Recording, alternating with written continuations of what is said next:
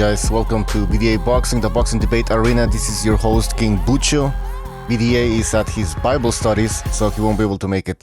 Alright, we already have some people in the hangouts. We have Pete and we have Tommy Temper, who's always in the chat, but he really wanted to jump in, so he's here. What's up, guys? Fellas. What up? Getting ready for the main event. By the way, guys, if you have the zone, apparently the event starts at 7:30. Oh, I hear some background noise. I mean, sorry, I can hear myself. I think you have speakers on, so it should be fine. Okay. What was I saying? Yeah, the main event is the event starts at 7:30 p.m. Eastern time on the zone, but the main event, I have a feeling, I think it's gonna be like at 11:30 p.m. Eastern time. So just letting you guys know. So the countdown is telling you that the event starts at 7:30. All right. We also have official boxing scorecard. What's up, official? Good evening, Bucho. Felicitations on the fag dollar coin. Oh my, you saw it? I gotta find a picture. So the fact, apparently in Canada, man, they came out with like the $1, the loonie. It has two faces like kissing each other, and it's supposed to represent or celebrate LGBT or something. So it's kind of weird. I'll try to find a picture later and show you guys, but damn it. So ashamed. No, we love Trudeau. We love everything he does. So we're just joking around, of course. Of course. All right. Guys, listen, we already talked about this fight. I already wrote the predictions. By the way, I should say hi to everybody in the chat before we continue. Big Boys Boxing, aka Kiwi Boxing's in the chat. What's up, John Gonzalez, Bay Area, California, Triple JJ, Tel J, the Fight Scout, Stevie Schneider, of course. I think that Quacks was there earlier. So, what's up, guys? All right. So, did I get all of your prediction, guys? I have let's see. Pete, yeah, I got Pete. Official, I didn't get your prediction. Yeah, it's true. I'm gonna get both sorry, your predictions. Too much. What? I hear the echo when you're talking, and Yeah, now when I'm talking too. I think it's Pete. He has his speakers on. Yeah, now I don't hear it. All right. Official, if you wanna give me your prediction. Yeah, but I think I'm going to change my prediction maybe by the end of the show because I'm about to watch the last Rungvisai fight, but I'd still favor him. I'm not sure yet if I'd favor him to win by decision or whatever. But for now, let's say, fuck, Go ahead, man. Come on. Okay, so let's go with 10-round knockout. Fuck it. For Rungvisai. Yeah. Okay, and for the Prograde Relic fight, that's gonna take place tomorrow. Honestly, I haven't even seen a full fight of a Relic yet, but I heard a lot of things you guys were saying about him. But I guess I'd still favor Prograde because just because I know him better than the other fighter. So let's say a decision for Prograde. Unanimous? Yeah, probably. Yeah. Right. Even anyway, even if it's a really close fight, and even if it deserves to be a split or a majority decision, I think that it will be he'll be favored by the judges anyway. So yeah, the UD. All right. Precise just changed his prediction, so I gotta go back. Precise said Rungvisai. Initially he said he didn't want to commit to anything. Now he's saying Rungvisai unanimous decision. All right. Hey, Tommy Temper. So, welcome to the show. First time. Thank you, man. All right. We'll get your prediction as well, I guess, since you're here. Tommy, give us your I'm predictions. going to pass on that one because Why? I don't actually follow those guys. Oh, okay. Fine. All right. Well, listen, guys. So I was going to say that, we already talked about this fight that's going to be taking place tonight. So we can talk about it a bit more if you guys want. Also in the chat if you guys want us to talk about it. Or we can just talk about whatever, like any boxing topic works. We're just gonna. This is basically just a chill show. We're just gonna wait for the fights to start. That's pretty much it. Okay. So if you guys want to talk about anything else, Yeah, that's fine. I've got something we could talk about. Have you guys been following the whole Miller boxing license saga No, I stopped and the following loophole? that. Yeah, I heard about it. What? But go on, man. Yeah, I'm just wondering what you guys are thinking, whether or not there's a possibility he could box again soon. Oh, well, yeah, that's crazy because I don't know, Bucho, if you know it, but I read today that, in fact, there's a possibility that Miller would not be banned from boxing or whatever because he didn't have, but by the time they caught him with the PEDs, they didn't have the New York boxing license yet. So it's Yeah, really it fucked up. expired. Yeah. So what's the loophole then?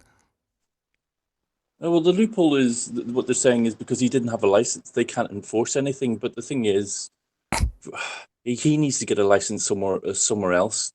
Let me remind you guys. I think it was, what was it, 2012, something like that, when David Haye fought Derek Chisora. Before they fought in a nightclub in Germany, and they both had their boxing licenses suspended by the British Board of Boxing Control. So they went to Luxembourg and they got them to issue a license. So there's going to be something shady done to get him back, I think. Yeah, but at the same time, today I also read, I don't know if it's true or not, but I read that the states can refuse their future applications for the license. That's a possibility, at least. I hope they're going to do it. I'm sure he could. I'm sure in theory he could box in Europe and get a license. Yeah, that's a good point. Maybe he's going to do it. In fact, I'd even say my first thought was maybe he'll come to box on the Eddie Hearn's events, but it's impossible as So where's he Eddie gonna Hearn fight? is really pissed off. He's gonna end up in Germany or something.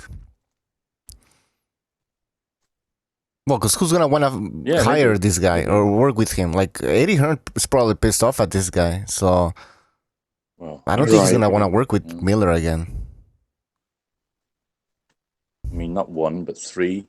Yeah, exactly. It's like, and you never know. He might do it again. Go big or go home. He's gonna ruin another fight. I don't know. And we have Precise on the line. Where's his intro? Fucking twat. Oh shit. Fuck the intro. Yeah, fuck the intro, man. I can't fucking find What's up, it. man? What's up, everybody? What's up? All right, so Just you want to talk about really Miller? quickly. Go ahead, Bucho. What are you gonna say? No, if you wanted to talk about Baby Miller, or I don't know, whatever. Just a little bit. I gotta go in just a second, but I heard you guys mention this, and I just don't for one. The whole thing just stank from the very beginning for me. I don't for one second believe he didn't have his license. What was it? 6 weeks from the fight, 7 weeks or something like that. He didn't have a boxing license. One of the like a premier. Anthony Joshua's first fight on U.S. soil, the zone, like a big event, and he doesn't have a boxing license. He signed a contract to fight without a boxing license. Like, I'm not a fucking idiot, okay? I'm not buying this for not even 1 second. This is all bullshit. The whole, the whole thing was just funky from the very beginning. It didn't make much sense to me. And now they're saying he's not going to get punished at all. And I'm not saying he should be, but I'm expecting some kind of parity here, right? I'm expecting people to get treated the same way. And I'm not really expecting it, but it would be nice if that were to happen, right? And one more thing, Anthony, during the Anthony Joshua press conference, Miller said that I've been doing research on you, and you got testosterone TUEs. Now maybe he was just making that shit up, but you know what I mean. Sorry, I'm hearing myself. Is that Pete? Yeah. Anyway, I think something's up, man. Something's really shady, and Hearn is saying that Miller is going to be able to fight Anthony Joshua in the future, possibly. So Whoa. it sounds to me like they struck some kind of a deal. Like he got dirt on Anthony Joshua basically, and they don't want that shit aired out. So they're like, Oh. that's kind of it's just a conspiracy theory. I could be completely off, but it just doesn't No, make I any think that's sense probably to me. yeah, it Oh, makes oh, sense to me because I think he's dirty as well. oh, precise. Yeah, go ahead, Sorry, Lon. go on. No, I'm just surprised by what you just said. So the guy Eddie Hearn said that that there's a possibility of Miller boxing against Joshua in the future. I'm just reading headlines from YTBC videos. I'm not even watching the videos, right? So take it with a grain of salt. But I saw a couple of headlines that said exactly that there's a chance that he will fight. It doesn't look like he's getting punished. He's still in the rankings for some of the sanctioning bodies, not all of them, I guess. I don't know if he was before or not. And it just doesn't make any sense that he wouldn't have a boxing license. Like, they, they've been lying to us, man. I'm not buying it for 1 second. I think he's got some, like I said, I think he's got some dirt on Joshua, and they're trying to polish a fucking turd because he said too much, and they don't want Anthony Joshua's dirty laundry aired out. Look, all these Olympians, U.S. Olympians, whatever, from all over the world, they have TUEs for all kinds of shit, right? Fighters in the UFC, before they started cracking down, they had TUEs for fucking exogenous testosterone. They might as well have been on roids, you know what I mean? So it's not out of the realm of possibilities that Anthony Joshua has a TUE, and that's how he's been able to skirt the VADA drug testing program. It's not out of the realm of possibility that he has a TUE for other things too. And with Miller saying that, if he's saying that and it's not true, he's liable to get sued. You know what I mean? Because that's some serious shit. And he's saying, I did research on you, and this is what I found out about you. And people behind the scenes talk. So I think there's some credibility to my conspiracy theory, but that's all that it is. Yeah. By the way, I just wanna. I can hear myself. Is it Pete again? Yeah, Pete. You have your speakers on, man. So every time somebody talks, there's like a feedback. All right, Chris K. Thank you for donating. He says he's driving down soon. Hope it's worth the traffic. So he's going to the fight. So Chris K, let us know how that goes. So what do you guys think about what Precise said? Do you think there's a conspiracy here? Did Baby Miller know I think something? it's quite credible. Okay. I think so too. I mean, I don't know if I'd go that far to say that he has something on Joshua. Maybe it's the case, or maybe it was some kind of a deal from the beginning. But yeah, it makes a lot of sense, especially with what he just said about Hearn saying that he sees the possibility of the fight happening in the future. Yeah, man. Hey, Gonzalo, you can join anytime you want, man. Welcome to the show. Hi, Gonzalo. How you doing, official? Great. You have any thoughts on this? The Baby Miller loophole? Well, I was listening, and it's interesting because Anthony Joshua, he's how much? 6 feet 5 inches tall, Yeah. and usually, like for example, let's talk about it real quick. I'm gonna mention the bodybuilders. When people compete in bodybuilding, they're usually really short. The muscle bound guys that pack a lot of muscle are usually on the shorter side. When you have somebody tall that's 6 feet 5 inches, these people are usually, when you're in the street, you see people that tall, they're usually slender. They're not that built. So when you see somebody that tall, it's just kind of like it's not that natural. You do see people that, I'm not saying it doesn't happen, but it's more unusual than common. to see somebody built like that. That's like 6 feet 5 inches. That's all I have to say. Peter, you Yeah, back, it makes man? sense because they're for the bodybuilding they're looking for that special type of the body type of physiology. I don't know if it's called mesomorph or whatever, but short, stocky dudes like Mike Tyson, for example. Well, it usually is like because when you have shorter arms, like for example, if you do a repetition, the repetition it's shorter than like a longer person. It's way more difficult to contract the muscle as opposed to a shorter guy. You'll be working that muscle more with with shorter arms. You get more of a workout, so it's harder to add on muscle to a long person, to a long frame. Yeah. All right. Anybody else wants to chime in on this? Or we talk about something else in the chat as well. If you guys want to talk about something else, like I said, we don't have a topic today. We're not going to talk again about Rungvisai against Estrada. We already broke that fight down on the last show. All right. Yeah. Remember the first $1 million 115 pound fight ever? Michael Carbajal versus Humberto Gonzalez. That was a good Yeah. ass fight. Yeah. I don't know how much these guys are getting paid now, but those guys were the first ones to make $1 million for the flyweights. Jesus. Back I think in 1991. That was really. They had 3 fights, so we'll see. The first fight was good, right? The Rungvisai Estrada. It wasn't like a great fight, but it was It pretty wasn't good. boring. Oh yeah, Yeah. Gonzalo. Even today, the payday would be huge for the little guys because, as far as I can remember, even Chocolatito Gonzalez in his HBO days, he was getting paid about I don't know $500,000. And I even remember when there were talks about the rematch with Estrada.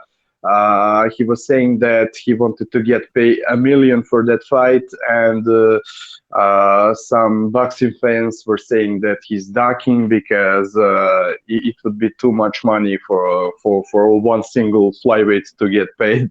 So yeah, it would be even today it would be a huge money.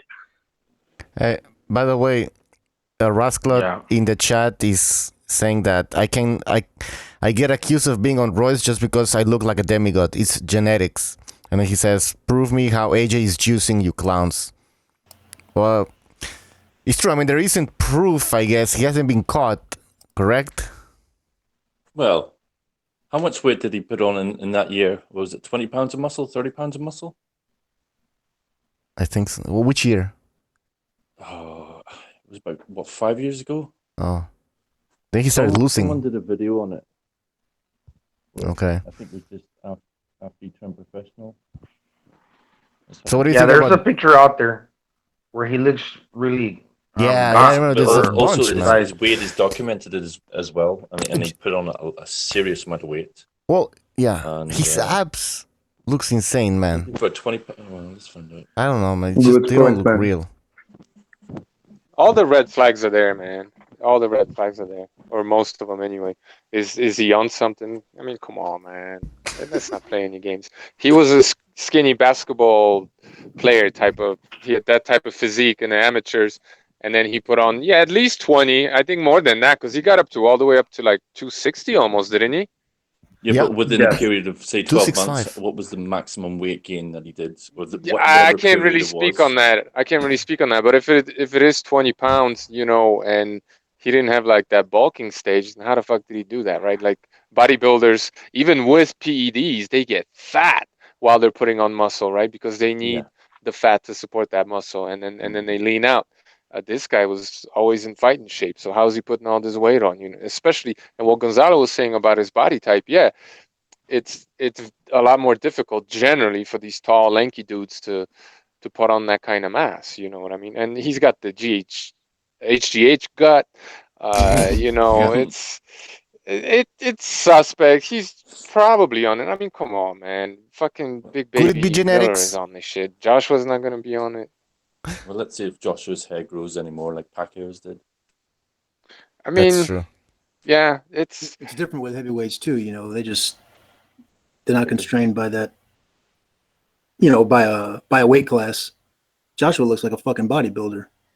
Some of his workout videos he's off the chain. His physique is crazy. and he doesn't even do like heavy weights. You know what I mean? Like he No, doesn't no. No, he really do moves well. bodybuilder. So, right. So how the hell did he get that big without bulking, without doing like bodybuilder workouts and shit, doing boxing workouts? How did he get that big? Well, that's the thing, right? I mean, I spoke to my mate who's very high up in the bodybuilding world, right? And he said to me, a guy that side, yeah, he could put that amount of muscle on in a year with that frame, but that's provided he doesn't do cardio. So that in itself says it all. Yeah. No, he looks like an Like NFL. He looks like a defensive end in the NFL.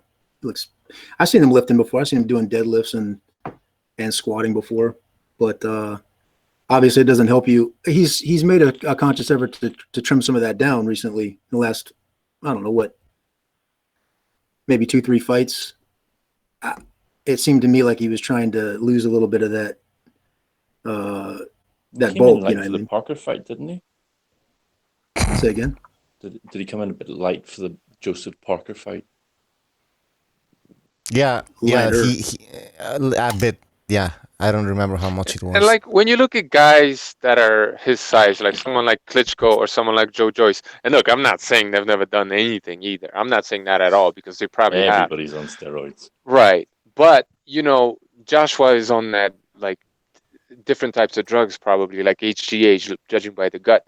But when you look at Joshua or you look at Joe Joyce, like they've always, not Joshua, sorry, Klitschko, they've always had great stamina. Now, maybe they were taking stamina drugs too. I don't know. But EPO. those guys, someone like Joe Joyce, he's naturally like that size. You could tell that's a natural, kind of a natural looking physique. He's just a big bone, big dude, period. Joshua was tall and skinny. Like he was like Wilder, you know what I mean? And then he's like 30, 40 pounds bigger than Wilder even. So, and he wasn't that, you know what I'm trying to say? And so if, because the muscle isn't natural, so to speak. And again, I'm not saying that those other guys weren't natural, but Joshua is like the drugs that he took, if he took any, was to build muscle specifically, whereas those other guys, I would say, maybe are on stimulants or something else, or like weight cutting drugs, whatever.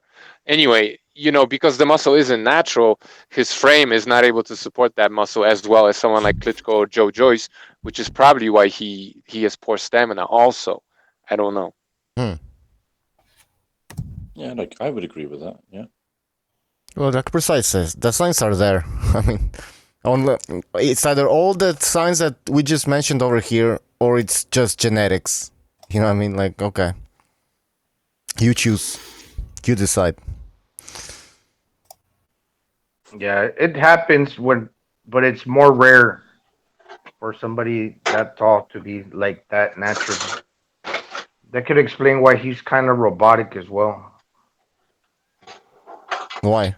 Because it's not natural. There's another point I want to bring up about peds in sports. I mean, do you remember when Klitschko and Joshua had their weigh-in and they stood side by side? Yeah. Do you remember the shape that Klitschko was in? Klitschko looked fantastic. And was he 41 then? I believe so. 42 maybe, yeah. 42 maybe. I think and he's 41. supposed to have half the amount of testosterone as AJ has, naturally speaking. You look back in time, maybe 20, 30 years ago, the heavyweights, when they were that age, they did not look like that. They never looked like that, period. When you look at the Jack Johnson days, those guys never looked like the fighters that look. You look at like from 1940s down, you look at all the fighters and you look at their bodies, and none of them look like the guys that look today. You know what I mean? So that in itself is a huge clue. Did they do weights? Did they train the way they train now? I mean, that could be a part of it. That is definitely part of it, but you didn't see bubble guts. You know what I mean? You didn't see like right, oversized traps or big bowling ball. What am I trying to say?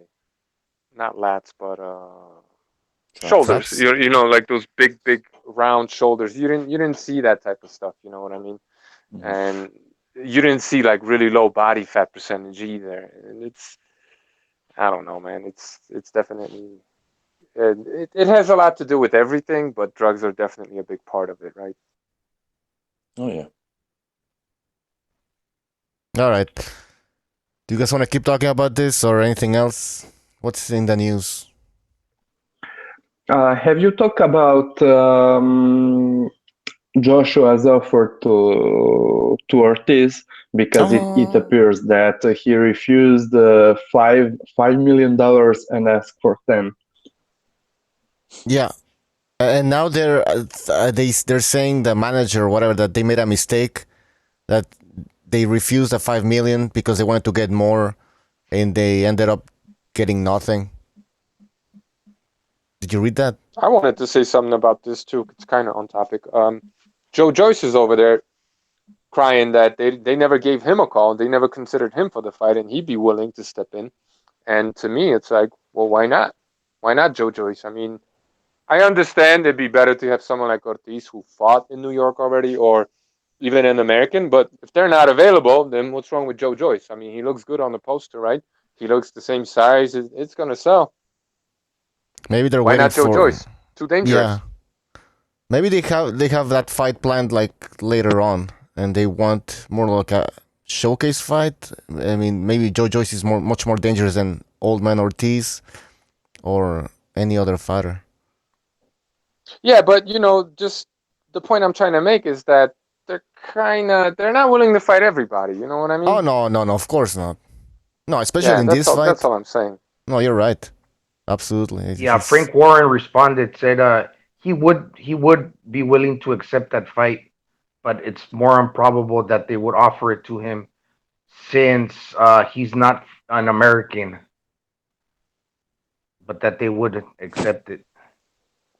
But like Michael Hunter, I mean, yeah, I know he's American, but nobody knows Michael Hunter. Yeah. They offered him the fight, and he's tiny.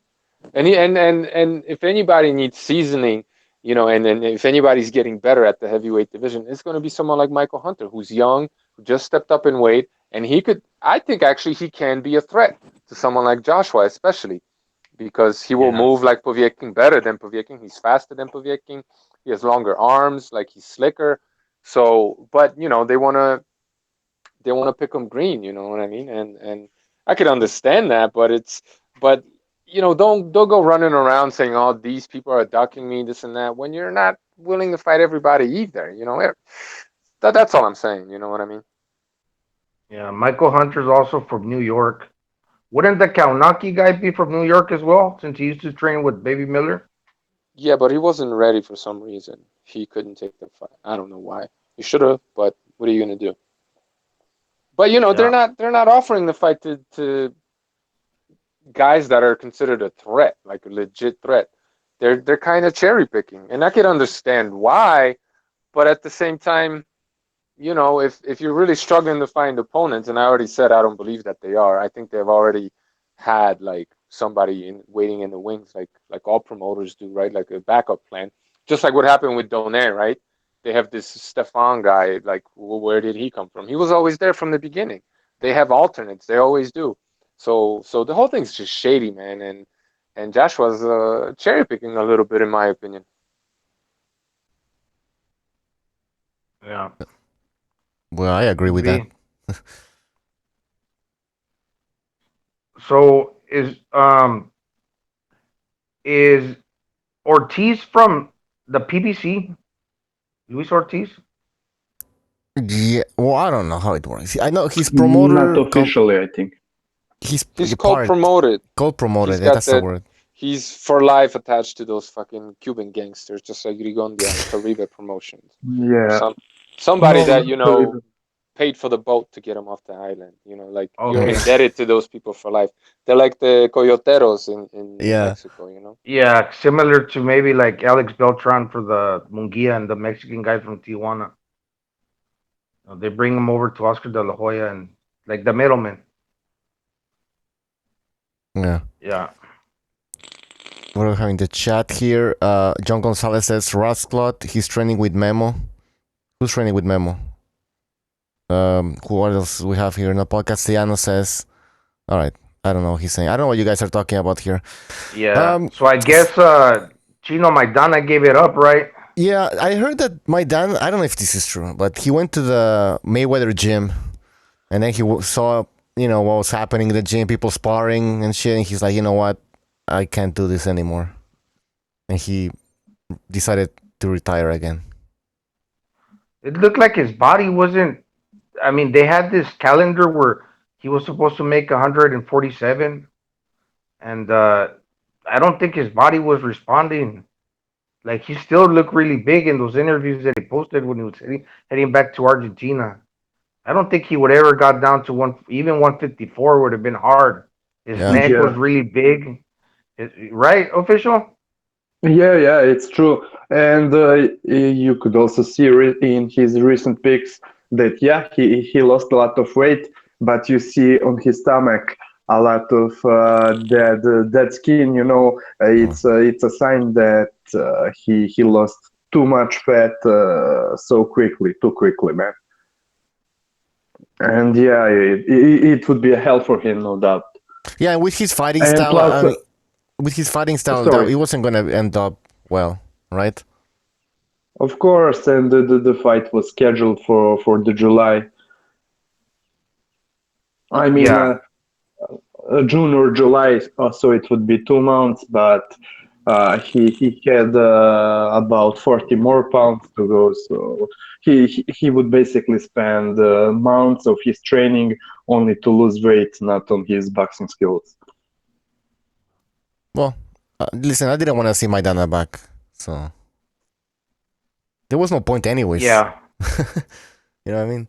But what I heard about a month ago is that he also found out, at least by what I read, Floyd told him that he in fact paid him $2 million for the gloves. Floyd decided for Maidana to use in their fight. Are you kidding me? And he only got paid $1.5 million. So he was also blaming his was it his ex-manager and Robert Garcia or whoever that they stole from him. I don't know if it's of course. Oh, damn it. Well, that's so fucking stupid, man. I didn't know that. $2 million? Yeah. Jesus Christ. Well, that's Floyd for you guys. For the second fight, right? I mean, like Tyson Fury, Wait, hold he on. was doing this. Yeah. I just want to know, was it for the second or the first fight? No, the first fight had a controversy that was caught on film, and then when they did the rematch, Robert Garcia gave an interview where he was talking about how for the second fight, both sides sat down and negotiated it. Like, let's talk about these gloves up front here if we're going to do this, and there was a concession, there was a payment allowed for I don't know, it was $1 million or $750. Yeah, maybe it was $1 million. I can't remember the number, but yeah, there was a negotiation where he got a concession for wearing the gloves that Floyd wanted him to wear. Oh, okay. The first fight was bullshit. I mean, if they're approved by the commission, just because the other fighter if the other fighter doesn't agree with that particular set, they're supposed to have a backup set prepackaged. They break open that prepackaged same set, whatever you want to wear, Everlast MX or Reyes. He wanted to wear MX, I think. And the first fight, that was some bullshit. It was just some A-side shit. They really didn't have to acquiesce to it, but on the second fight, they negotiated it. It was funny, the big ass gloves they brought out to the press conference. Remember that? I didn't see it. Yeah, the little mock gloves. Yeah, Mayweather looked stupid. It was hilarious. But to your point, Pete, I mean, what Mayweather fight post De La Hoya wasn't bullshit, you know what I mean? True, all that shit was bullshit. Yeah. They just did it out in the open like that. It just happened to be at the table. I think there was just so much media around when they were trying the gloves on. And imagine, I think it was the third round where Maidana cracked him hard. Like, what if he had his gloves on? You know what I mean? Yeah. In the Remember rematch, Floyd was he like, oh, almost this. put him down. Yeah, third round of the rematch. Yeah. Yeah, at the end of the round. Floyd was complaining about that Maidana's gloves with the ones that had the Argentinian flag on it, that they didn't have any padding. And they were like bending him and shit, and like, look, there's no padding. He tried him on. Oh hell no! Daniel Oh, padding yeah. his glove. And then Ellerby's got him. He's got him. Ellerby's got him. Oh, get the fuck out Like of the here. O.J. They know Simpson the trial. procedures. It's like the O.J. Simpson trial, putting on the glove and shit, fucking doing an act. Get out of here, man. Yeah. I was just gonna say that, like, for Tyson Fury when he came back, I mean, he was really huge, like over 300 pounds, and that was a lot of weight he had to drop. But there wasn't the pressure that he had to meet a certain a weight because he's a heavyweight, right? Mm-hmm. So there was no like limit he had to drop to, and it's just like a lot of added stress for a guy that's supposed to come down to 147, even if it's less weight, than what all in all than what Fury had to drop. It's just ridiculous. And what's this guy who was training him? Alex Ariza. Man, he was putting the pressure on him. You talking about Even given- Maidana? Yeah, Maidana, right? Yeah. Yeah, I mean, no, so just fill me in. I mean, I know I saw the pictures of him down in Argentina. He ballooned up, and then I saw the news piece that he was coming back and he was in training. But so what? He just got to a certain point and said, "I ain't got it no more. Like I'm gonna hang it up again." Well, yeah. like they, Go on, man. I just say they make these like projected calendars to where they get like the specialist along with this lady that works with Alex Ariza, that does like the body weight and fat ratio, and they're supposed to be on schedule for a certain date to be at a certain weight. But to me, like he looked like, this guy was never gonna make it because he just had that stubborn weight. You can tell on his neck, even his arms are like really big. He didn't look like 140, like he could be that anymore, or a 154 pounder. That's all. Yeah, Gonzalo, he looked in his new pictures. He looked like they were planning their plan for the next fight was to drain him 40 pounds day before weight in, You can't do that in boxing. No, I especially at his age. Not 40 pounds, but Well, so he Maidana just was. Go ahead. yeah, precise. What were you gonna say? Precise. You wanted to say something, didn't you? I don't think so. I did? No, maybe it was my pocket. Sorry, real quick. Last time, I was running some water and my mic was on mute, and you guys were like, "Who the fuck is that?" No, I pissing?" muted it. So You forgot to mute, I think. Then I muted you. no, oh, you muted me? Oh, Yeah. maybe so. Okay, all right, thanks. Yeah. Anyway, Maidana was gonna go down to 152, not 147 though. But still, that's a lot of weight, man. And like you said, Fury, he had no pressure, and he even came back and he was still fat, and he was fighting a bum, right? And Maidana, I think he was gonna fight something like he wasn't gonna fight a bum. So as much as Yeah. I like watching the guy fight, I'm kind of happy he didn't make it, because it could have been one of them, mhm. I don't want to say tragedy, but you see this guy that's pretty decent come back getting beat up by these bigger dudes in his old age. Who the fuck wants to see that? You know what I mean? Yeah, he could have gone out like Brandon Rios, like Yeah, fuck that. just getting Yeah. zapped. At 154 or something. By the way, I hope he wasn't trying to come back due to like financial reasons, because he apparently made a lot of money. 2 Floyd fights. Once he fight Broner, and then he had other fights. So he made a substantial amount of money. By the way, Butch, go on, precise. No, I was just gonna make a stupid joke about big Latino families and mooching and shit like that. Ah, bro. It's possible, man. That's how money just disappears. Yeah. I'd rather get knocked out than deal with these fucking leeches down here. I'm out of here. Yeah. Now that you mentioned Brandon Rio, speaking about comebacks and guys fighting out of their weight division, Humberto Soto is Oh. fighting Jesse Vargas, and he was naturally a featherweight, and he's fighting at 152, 54 pounds. Are you kidding me? I thought it Yeah. was a welterweight fight, which still is a lot of weight, but Yeah, I mean, Vargas is not a big puncher, but I mean, he has shown to have a little power. It's just interesting to see Humberto Soto how he will do. I mean, he beat Brandon Rios. He's a Yeah, but brawler, but yeah, yeah, but did you he's watch older that guy fight? I now. mean, it was a back and forth fight, and Soto, he isn't the same anymore either. I don't know. Sorry, I see guys. Vargas. I can see Vargas stopping Soto, man. I'd like to add something about Maidana and especially Alex Ariza. You remember, guys, how Freddie Roach was saying that Ariza was trying too much to be a boxing coach, and it really looks like. I mean, there was already some evidences before, but I was watching his last workout with Maidana, which was published a day or two ago on YouTube. Some 15 minutes outdoor training, and yeah, they were doing all the strength and conditioning thing, and after that, he's making Alex Ariza was making Maidana go under his hooks or whatever. And yeah, it's I can only say that Freddie Roach was he was right about Ariza. Ariza, as Gonzalo likes to call him. Ariza? Oh, okay. No, it's Ariza. It's Ariza. It's a Latin name. Yeah, Araiza. Ariza. Fuck, man. This is. Listen, guys. Yesterday I drank like crazy, so I'm kind of like all fucked up, man. What do you drink?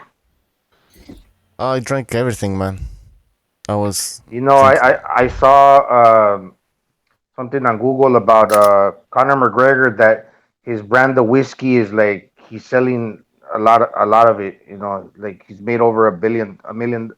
What's it, a A million dollars? billion? $1 billion in sales. Jeez. Billion would be too much. Bullshit. Yeah, 4%. I mean, yeah, that's what it said on the Google. For the entire sales of whiskey, he had like his brand sold 4% of the total amount of whiskey sold in the United States. And he put Yeah, out a that's why tweet. this guy doesn't want to fight again. Why would he? You know what I mean? Can we talk shit about Sanchez? Abel? He's out of Go ahead. control, man. Yeah, go He's ahead. fucking Go ahead. I know, out of- right? out of control, man. It's like fucking.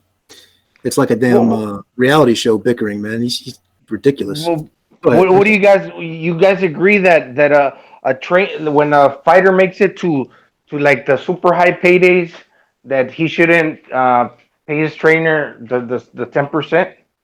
Of course I not, don't- Gonzalo. Go on, man. I'm No, you asking. go I ahead. don't know. Yeah, I'm just Yeah. asking. What do you guys think? Yeah, I disagree with it because do you really believe that Canelo's coaches got 36 million out of 360 million deal with DAZN, or that Mayweather was paying his uncle and his father 10% out of his? I mean, okay, it's a bit different because it's a guaranteed money. And plus, pay-per-view money is only for a fighter and for the cable provider. But yeah, I mean, all those millions, it's too much. Even if you remember, even Pacquiao, when he was about to fight Mayweather, he didn't give Freddie Roach a percentage. It was also published how much exactly did he pay Freddie Roach for that fight camp, but it certainly wasn't 10%. How much? Yeah, was I it? agree. And I don't think it was about the money, to be honest with you guys. I know I'm like Mr. fucking conspiracy theorist today. About throwing him under the bus after the Jeff Horn fight, and kind of like Abel doing the same. Exactly, Gonzalo. You Spot think on. it, Like, precise? You think it was about what you said after the Canelo fight? yeah, because fight could have gone either way. A lot of people thought Golovkin won, and Sanchez just capitulated, conceded defeat, right? When he could have just been like, he would have been perfectly fine in saying that he thinks they won the fight. You couldn't even say he's biased because a lot of people thought he did win the fight, and he basically just conceded defeat, which is he threw him under the bus, just like Freddie Roach after Pacquiao Mayweather. He said, Pacquiao was just like, I won the fight. I think I won the fight, and Freddie Roach was just like, no, no way, no how, and like even if he was full of shit, and there's no chance in hell that Pacquiao could have won that fight. You're still, as a trainer, it's still kind of expected that you're gonna back your fighter anyway. You know what I mean? So that's not the right time to be honest, if you know what I'm saying. But yeah, there's ways to address it. You could say nothing. Yeah, exactly. And Sanchez wasn't even honest. He just threw Golovkin under the bus. Why? Because he was telling Golovkin to, in my opinion, obviously, to fight a certain way, and Golovkin was saying, "Fuck it, I'm gonna fight the way I want to."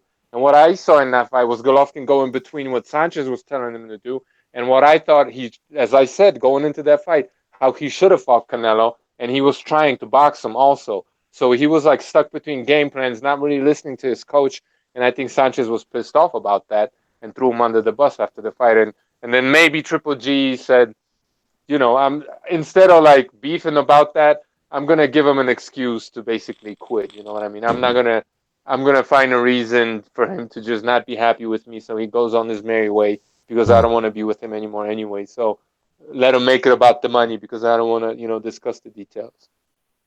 Yes, man, and I don't want to shit on Sanchez just because they stopped working together. But even if you rewatch Usyk fight against Gassiev, from the third round on, he was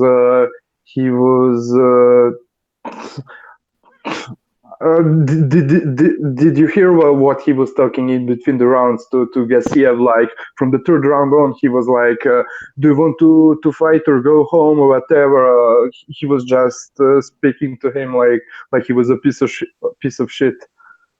He was just cheerleading instead of, and I already said that it's difficult to expect Gassiev to do anything in that situation, but he wasn't giving him really any instructions. He was just cheerleading. I didn't say precise. He did the contrary of cheerleading, because if he was cheerleading, he'd try to, I don't know, to motivate him. Maybe that was exactly what he was trying to do, but he was just condescending, like a piece of shit. Right. Yeah, it's like he told Canelo, he went on air, and not Canelo. He said that he was glad that another Mexican won the fight on Cinco de Mayo. Yeah. That was pretty bad comment. You got to refresh me on the remarks that Sanchez made after the Canelo. Sanchez, he promotes more than he should. He gets into that promoter thing where it's the whole 54 to 68 thing, and I've heard him just give some other interviews before where, a guaranteed knockout, this and that. He's to the point where I don't pay too much attention to him when he does give an interview, when he starts talking. I guess I pay attention to him, but I take it with a grain of salt when Sanchez talks. Stardom got to his head, basically. Yeah, Sanchez. Yeah, I mean, he's always been like a, if somebody's going to give you something to run with as a reporter, you're going to interview him. All you got to do is tee him up, and they'll start saying it, and then you can kind of pick and choose which angle you take when it finally hits print. But I thought I heard him after the second fight say that he didn't think either one of them won. Like, I thought he was indicating a draw, not so much that Triple G lost. You know what I mean? I thought he was just saying like I thought he said he couldn't tell you which side won. He didn't think either one of them won. But he wasn't backing his fighter, man. I mean, so many people thought Golovkin won. He should have just. He threw him under. Whether he said Golovkin won or he lost, he threw him under the bus. But why did he do that, though? I could have gone either way. But why did he do that, though? I don't understand. Well, I think it's just my opinion, because Golovkin didn't listen to him in the ring. He didn't fight Mexican style, or not enough that sort of a style. And then his reputation was on the line because he kept talking about that. Yeah. Yeah. He had to, like, in other words, he felt that he had to eat crow, because he Yeah. talked so much shit that his reputation exactly was on the line. So Mhm. he tried to be humble in defeat and kind of like not sound like an asshole. In other words, but at the same time, he just he pretty much just sounded like I don't know, like he was kissing too much ass, Mhm. after talking all that shit. Well, that's my But point. What's all the shit talking about? And they do go to Sanchez a lot with Triple G because of the language barrier with Triple G. In other words, you get Kellerman in there asking him these fucking complex questions, compounding Yeah. 2 and 3 compound questions, and Triple G can't even follow. That's the way those interviews come off with. That's where the good boy thing came out, and the Yeah. This guy doesn't understand. it's like Kellerman gets pretty complicated for a guy who's got a language barrier. You know what I'm saying? Yeah. But Canelo don't speak. Canelo don't speak English, and he's got Oscar De La Hoya, right? talking about But Canelo yeah. understands. Canelo understands English. Canelo pretty, can speak pretty good. English. Yeah, he he's can, but fluent. he doesn't really speak. He doesn't do it actually. He doesn't. No, but he He's not the one understands that it. he does it through a translator. Even Yeah, though but- he can. But he answers. Yeah. Without. He doesn't take the question in translation. But He- what I'm he trying answers. to say, yeah. Go ahead. Okay. Golovkin, where are Yeah. you? Speedy Gonzalez. What I'm trying to say is, even Canelo's trainers said that Abel, he talked too much and he tried to be the center of attention. Now with Abel Sanchez, I don't think Tom Loeffler even liked him because, look, for example, Canelo's got Oscar De La Hoya and he represents his fighter. Okay, so Tom Loeffler did the same for Golovkin, but it almost seems like Abel Sanchez was like the promoter because he was the one that's always was the face of Golovkin. It was he spoke more than Golovkin. And it just seemed to overshadow. I mean, did he was help his him or did promoter, he hurt him? basically. Yeah. Did he help him or did he hurt him? I think it hurt him. Did he help his career to where it is now, or Yeah. what do you guys think? Definitely. I just don't think he had any impact on it in terms of promotion. Like I said, Sanchez, if he's talking too much before the fight and then he feels like bashful after the fight and he's trying to project because he didn't back up what he said, he's not fighting, he's training. So he got himself into he gives too many interviews, he says too much. And this is no different. This last situation here, I think it just feels screwed. He feels that he got screwed. That for 9 years of being with the guy, he thinks he really deserves like the 10% of his purse. Hey, what's up, guys? What's up, Jimmy? Hey, Hey, what's happening, gentlemen? How you guys doing? Hey, Pete, Hey, Jesus Jimmy. Christ, dude, you look like an offensive lineman, bro. Look at your neck. You're a defensive big line. dude. D-man? You a D-man? Yeah, man. You Nice. kind of look like Sean Penn, like a young Sean Penn. He looks like a Big. glunk. But when I was couple of things. Listen, first off, like I tweeted out, Abel Sanchez was retired, okay? He was a non-entity, retired. He comes back out of retirement and made more money with Triple G than he did with all his other fighters before combined, okay? Then you take in the fact, I'm old school. A trainer should shut his fucking mouth. A trainer's job is to focus on the fighter. Listen, Triple G is a very, like a lot of those Eastern European guys, right? He handles himself in a certain way. He's very private. He was starting to start a lot of fires that Triple G, and again, I questioned a few people, and they said from what they heard, kind of verify what I thought, that Gennady, this was going back before the fight. That's the reason why I think Abel said those shit, which Precise is right. I don't think he had his back at the end of that fucking fight either. I thought he said some really questionable shit. But I guess the rift started because Gennady started complaining that, listen, this isn't what I want to do. I don't want to, I'll say what I want to say.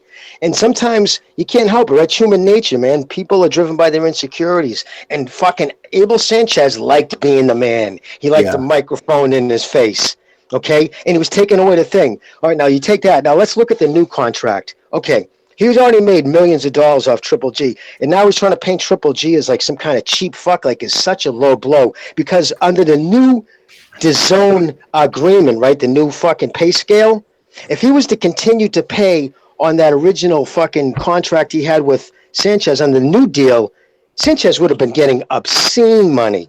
And let's be honest, other than teaching him to turn his fucking punches over maybe a little, because I watched a lot of Gennadi's fights in the Olympics, a lot of amateur, any tape I could get. The really only thing different too much is he's planting his feet a little more and turning his punches over. But, I mean, now at this point, and again, I'm not an expert, and I don't fucking, people probably know tons more on this panel than I do on this, but my own, from what I've read and learned about high altitude training, I don't believe living there and training there all the time gets the desired effect. So I think at his age, I can see where this would be a good move. I just think it's an ugly look from kind of an ego, maniac who couldn't deal with the fact that, wait a minute, you mean my gravy train's over? I'm only going to walk away with $4 million at the end after I already retired? You know what I mean? It's just like, so he didn't put that out. He didn't mention that the fucking new pay scale was going to almost double his pay. And so what Gennady was trying to do, saying, listen, I'll continue to pay you the money at the rate you were making, but at that rate, it's going to have to be worded different. You know what I'm saying? And fucking up. So now you got nothing. But yeah, I'm not a big fan of how he handled that at all. Taking shine off your fighter is not a good move. I'll let you guys talk, man. Well, that's good, Jimmy. Yeah, continue. Yeah, you smashed that. What did Steve Kim say on Twitter though? Because Steve Kim has been, I think, did he take Evil Sanchez's side or Golovkin's side? You know more than this, Jimmy. Hey, is that Bucho talking? Or Yeah, BDA? yeah. I can barely hear you. Is it just me? Yeah. Oh, shit. Sorry. I Sorry. can barely hear you as well. Can you guys hear me now? No, I can barely hear you, bro. Alright, I'm hold near on. the mic to turn it up. I can I hear think you, but your volume is low, however. How about I'm now? suspecting Everyone else that is well loud compared. he's gonna probably keep it inside the family, since he's already a veteran and he just basically needs somebody to. I mean, I'm not saying that he cannot improve. I mean, but he's probably just gonna keep it inside the family to where Max, his twin brother, takes his corner among with like maybe two other guys that speak his language. I mean, can we all agree? To me, doesn't he seem like it's almost got stale? Like he needs a little bit of change. Like he needs a little something different. You know what I mean? It just, I just think fucking G could do something different. Come down in the sea level. You know what I mean? Just change it up a little. It's just, and just to make him try to make him look like a jerk. You agree too, bro?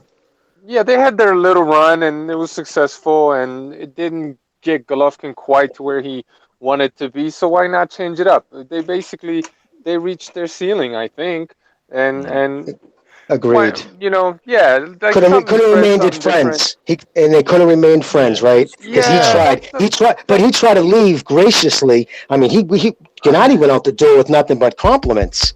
And for him to come back at him ugly like that, I don't respect that at all, man. It was a punk move. Like, you don't get anything out of it. You're just petty. Like, exactly. Yeah, maybe even if he did you dirty, just keep it to yourself, man, and take it to the grave or write a book about it one day. But like, you ain't getting anything out of that. People are just gonna look at you like a prick because you're acting like one. True. There is no doing it dirty. It's a negotiation. It's really a fight to fight. It's really a fight to fight contract with these guys. They have no contract in place. They sat down. They came to an impasse. They moved on. This deal didn't complete, but he also, now he's foregone ever coming back and reuniting, ever getting back together with Triple G. Let's say Triple G goes through a couple of fight camps and he actually wants to roll with Sanchez. He wants to get back together. Now Sanchez has gone out publicly and he's fucking, that's true. making remarks about Triple G and he's fake and he's greedy and all this bullshit. You guys, he burnt that bridge. Yeah, exactly. He did. I mean, he sure as hell tried. If he didn't, then he sure as hell he did all he could to do it. When attacking his, I'm sorry. No, you go ahead. No, I was gonna say just attacking his fucking. I mean, it's not like he said just like, oh, he's a jerk. I mean, to say somebody's like. He really went at this dude's character. You know what I mean? Like this was character assassination to say he's greedy. I mean, he just tried to paint Triple G. But I think like enough people see through the bullshit. They see what it is. You know what I mean? And again, it's very important to fucking look at the DAZN. The way G's getting paid now. I don't know if they actually tweeted out or anybody has a copy of the contract. But isn't it like 10 million automatic per fight, and then if there's anything else in the back end or whatever, I don't know. But by that standards, fucking, yeah, I mean, he was looking at getting fucking $3 million, or what was he getting, 10%? So yeah, he was getting millions of dollars for every fight. And again, like you just said, Gennadi's the consummate professional. He's not like one of those fighters that a trainer has to be on the phone with 24 hours a day. Dude, you out drinking? What are you doing tonight? Dude, don't go to your girl's house. You're just going to get arrested, right? None of that bullshit. He's a consummate professional. It's not like training Bucci. So, I mean, come on. You were making big money. And then another thing, too, I don't know how much this has to play in it, because I heard only from one person, not that he's overly connected, but I heard that Gennady got tired of the group thing. See, Sanchez holds his camps in group form. So it's Gennady and 10 other guys. But Gennady will end up, they all follow whatever Gennady's doing. Gennady goes for a run, they'll go for a run. Sometimes he'll do his own. But I think that maybe he just wants individual. Maybe he wants the gym shut down with just his music playing. He doesn't have to want to worry about what other guys are doing. Who knows, right? There's a lot of other things. But like Pete said, fuck, it's a business at the end of the day. Yeah, this is what happens when you don't speak the language and somebody else is speaking for you.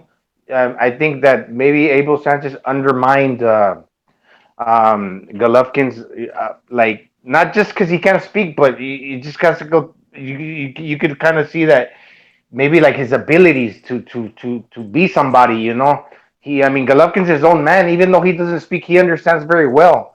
But it's kind of like, okay, I'm just gonna, I don't care about you no more, because you're trying to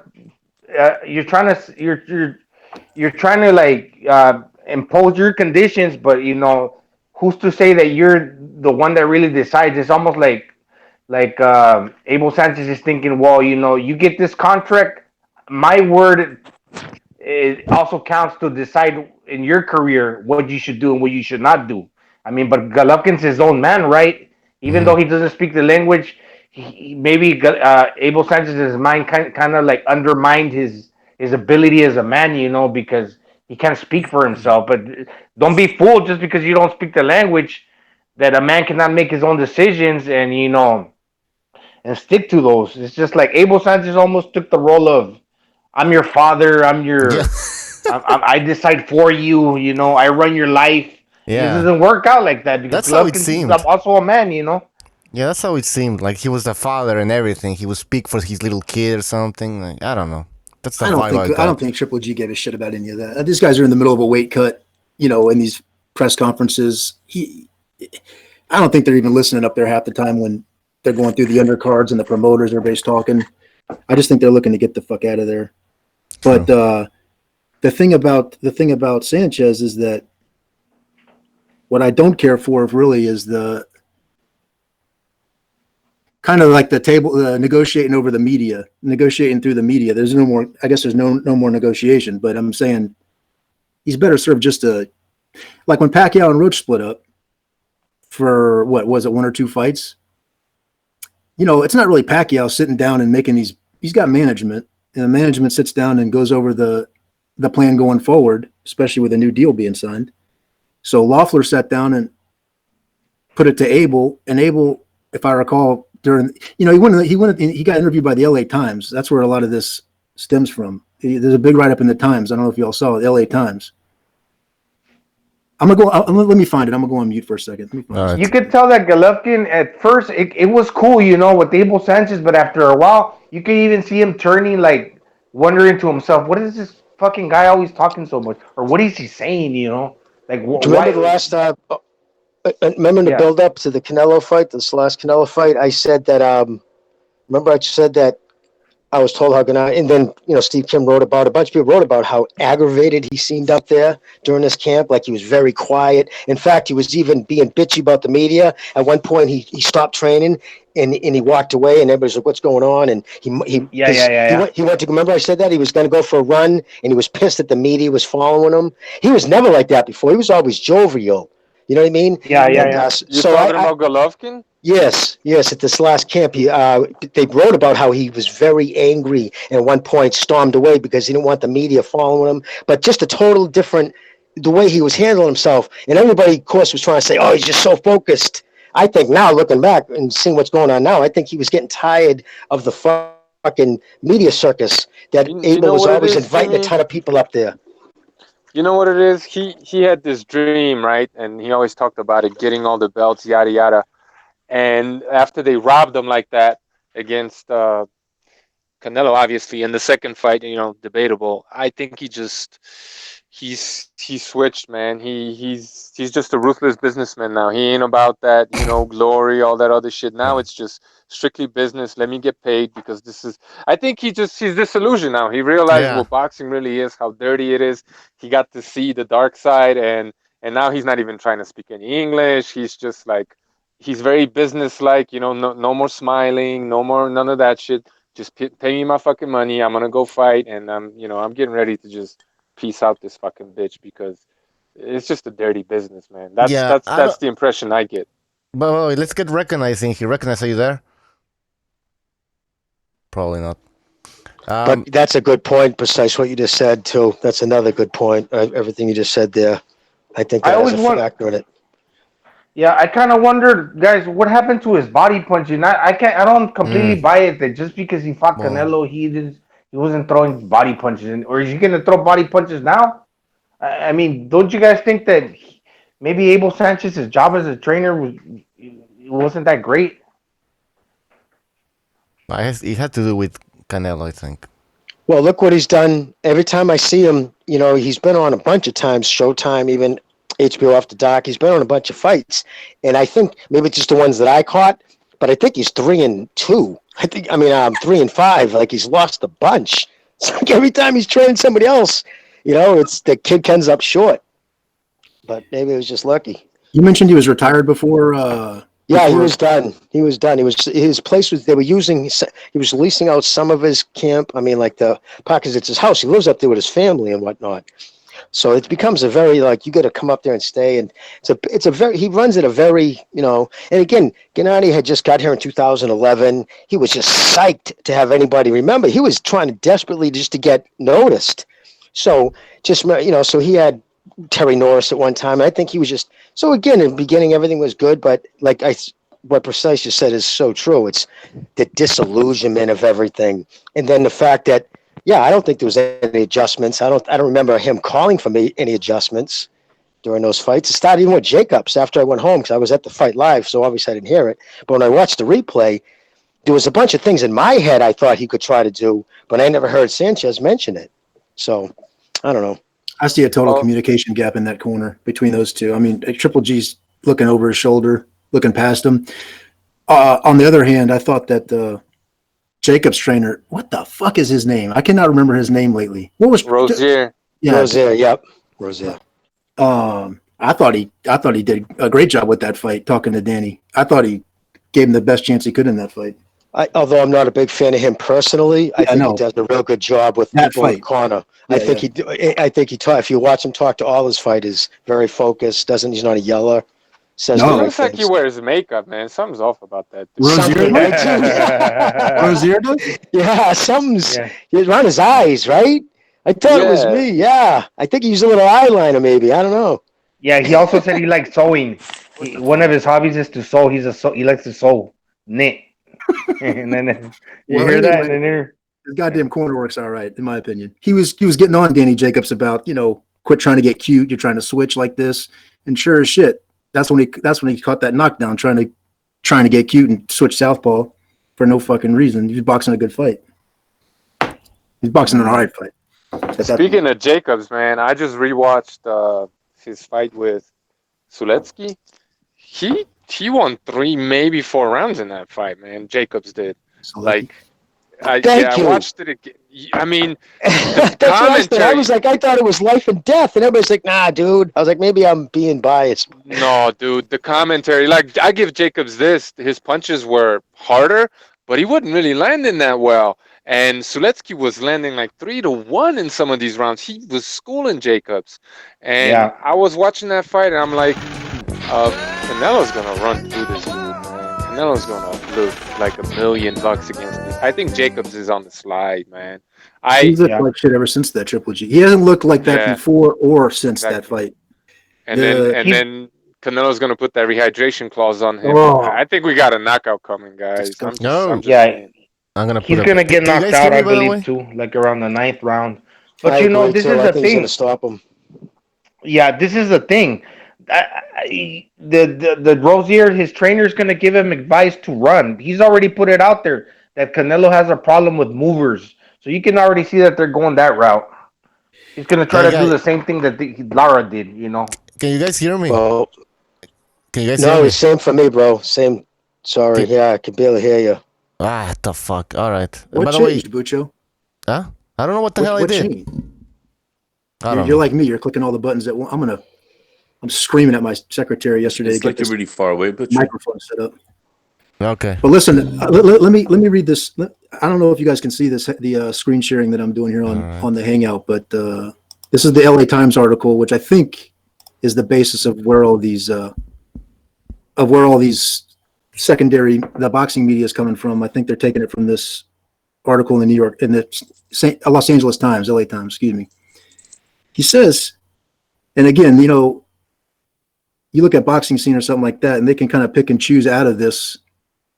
Someone, Pugmire's already picked and chosen what he wanted to run with, so you're getting it secondhand. But it says he says he met with his lawyers, with Loeffler and Golovkin's lawyer, which makes sense. I don't think Golovkin would be doing too much speaking at that meeting, but he says that they were restructuring the deal, and he would be asked to go on a fixed amount. So that answers that question. It wasn't a percentage; it was a fixed fee per fight. And it says several days later, Sanchez met with Golovkin and asked why he couldn't get an answer as to why this was happening. So then he says, "Give me something so I can sleep at night." And then he says he sent a counter proposal with no response. The lack of communication was incredible.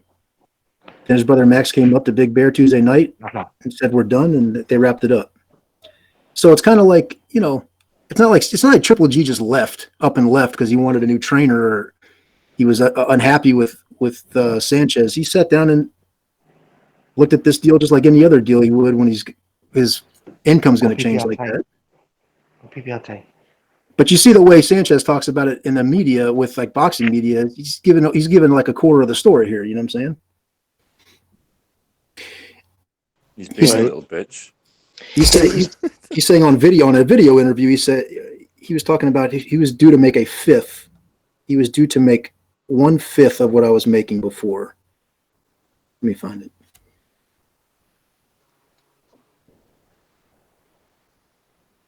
Interesting. Can you guys hear me now? Yeah, I thanked him. I said, okay. I followed my guys. That's that group thing that Jimmy was talking about. On their 55-minute run, he was gone. I knew this was inevitable weeks ago. I think it's unfortunate that after he signed a $100 million contract, which who knows the terms of that contract, it's disheartening and heartbreaking about the honor of the man.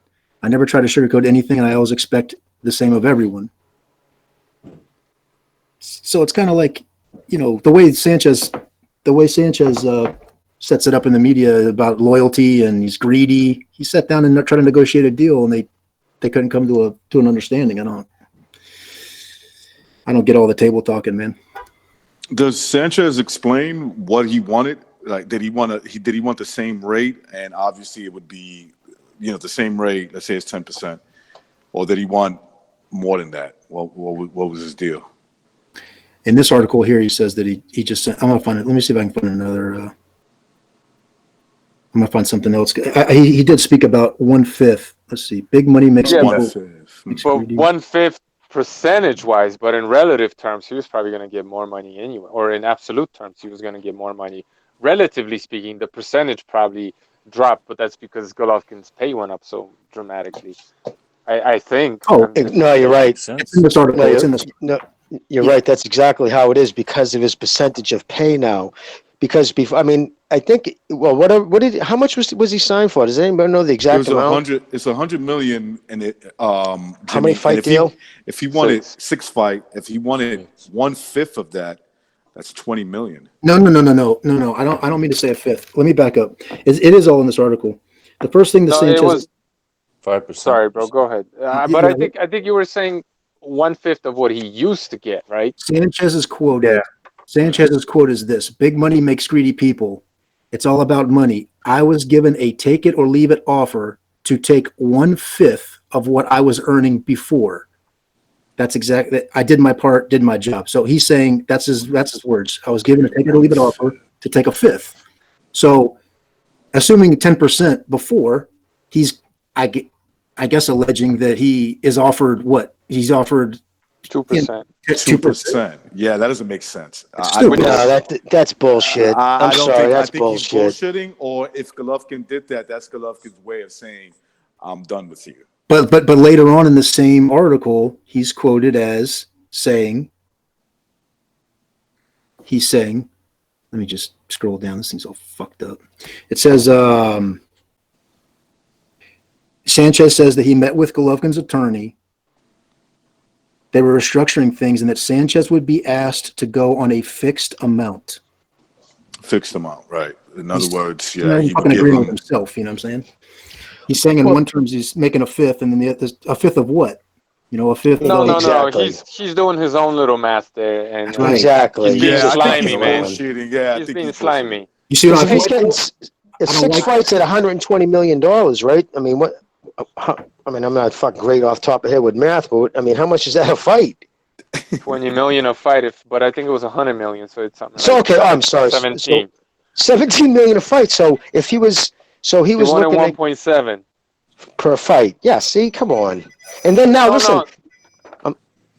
What? No, I was just gonna say, I think he's actually in absolute terms, like when it comes to the actual amount of dollars, I think he's getting more money, but percentage-wise, it's a lot less because Golovkin's pay went up so much. So he found that, I think, it's just my opinion, he found a slick way to make it seem like he's getting paid less money, when in actuality he's getting probably a little bit more, but not as much more as Golovkin is per fight, right? So they switched him from, let's say, 10% out of the 2 million that Golovkin was getting. Sanchez was getting 200 grand. Now he's probably getting 500 grand, but it's only 2%. You know what I mean? Exactly. He expected his raise to go up accordingly with Triple G. Like he thought he was riding this fucking train all the way to the mountain. Well, if you're making X amount more, I should make X amount more. It's he like, thought he was in for 10% of whatever it was. But the point is, when Golovkin's management or his attorney sits down with you to discuss that, it's a negotiation back and forth. They present something, he presents a counteroffer. It didn't go through on this particular fight. These things change. This could have changed. This could have changed in the middle of a training camp for his upcoming fight. I mean, they could have come back to him and said, "Let's work something out." It could have been ongoing.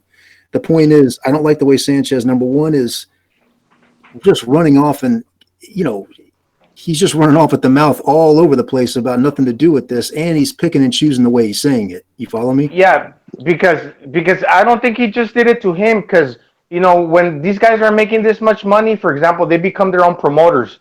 And I think, Tom Loeffler, well, he even said it himself that Gennady Golovkin is taking more responsibility of his own career now. So I think he's even paying Tom Loeffler, he's not paying him the same, in other words.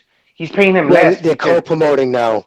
Well, it's GGG Promotions in affiliation with 360. So he's taking billing now, which Tom has understood that always happens when these guys reach a certain thing.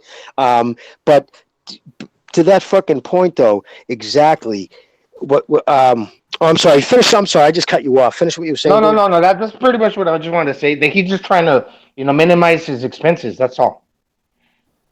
And then on top of that, too, right? They don't just get most. I think PBC, a lot of Heyman trainers were getting 5%, and then he kicked some of them down to 3%. I remember reading an article by I think Raphael wrote last year, but I know Abel was getting at least 10, but then his incidentals too. It's 10% plus hotel. They have to pay when they're in Vegas, like if he has a dinner, and if Sanchez has his family there and friends, and he's fucking pulling down $4,000 dinner tabs. That all comes out of Gennady's pocket. That's on top of the 10%. There's 10% plus incidentals. Then the fucking he probably was like enough. And then There's all kinds of factors we don't know about that could go into this. But I think Sanchez, and like Precise said, it's a fucking business. And after the disillusionment, he's probably looking now thinking, Jesus Christ, I could die in one of these fucking fights. And who's going to look after my kids? So he's probably saying, I'm going to get mine to make sure my son doesn't have to do this. You know? You guys remember when he fought over, when he first got to the States? Well, I say first, but maybe the first few years he was fighting, he would have to fight those.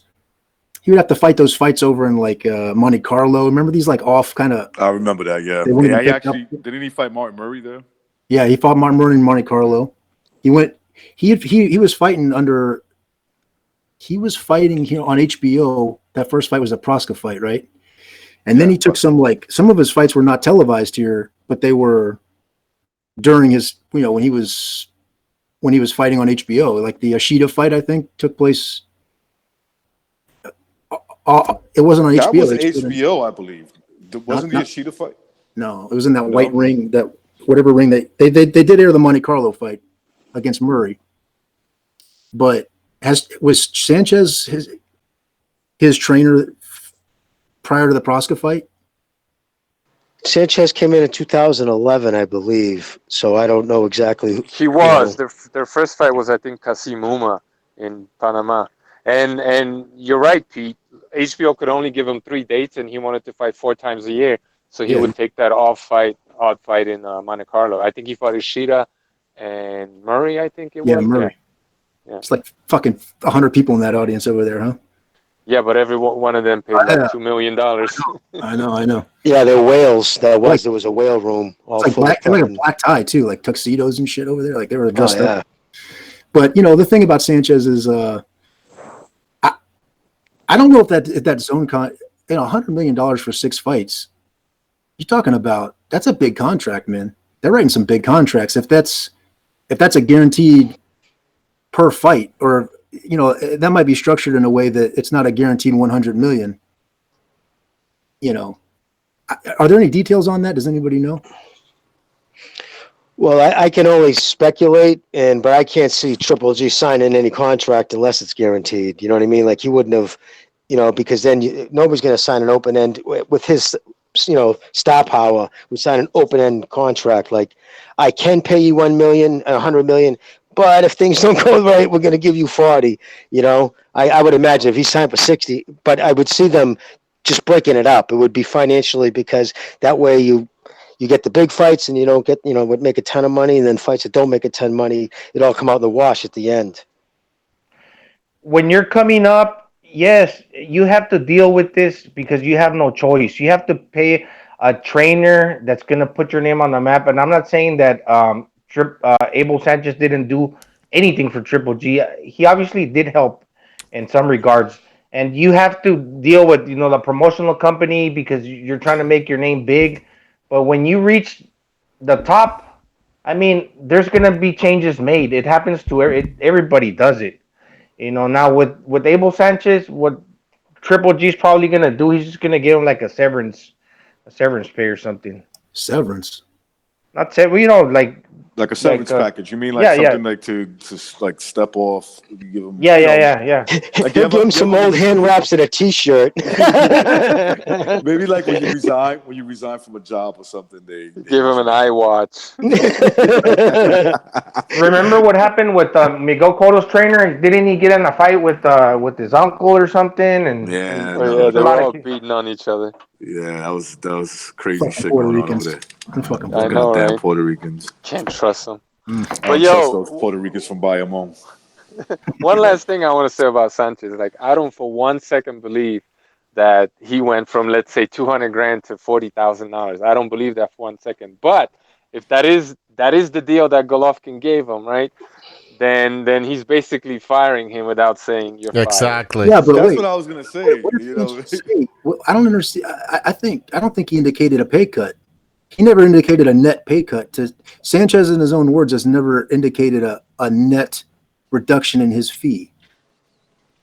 He said we had a standard arrangement before. You have to assume it's 10%. I mean, I don't think there was any reason for it not to be. He wasn't getting paid crazy money. He wasn't getting paid bottom basement money. Triple G. When this new contract comes in for $100 million, right? let's just assume we're talking about it split up evenly up amongst 6 fights, and let's just assume it's guaranteed. All right, that's it's a 1.6 per fight, right? $1.6 million per fight. Yeah, $1.6 million per fight. So, or close to that. So if Sanchez is saying that they came to me and offered me 1/5 of what I was making, that's bullshit.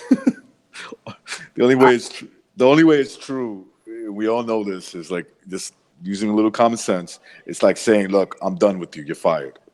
no, Right, and how can he say Just say you're 1/5 of fired, what I yeah. used to get paid when he would get paid different amounts? You know what I mean? If he didn't, it'd be one thing if he said I'm getting 1/5 of my original percentage, but for him to say I'm getting 1/5 of what I used to get paid is odd because he got paid all different amounts.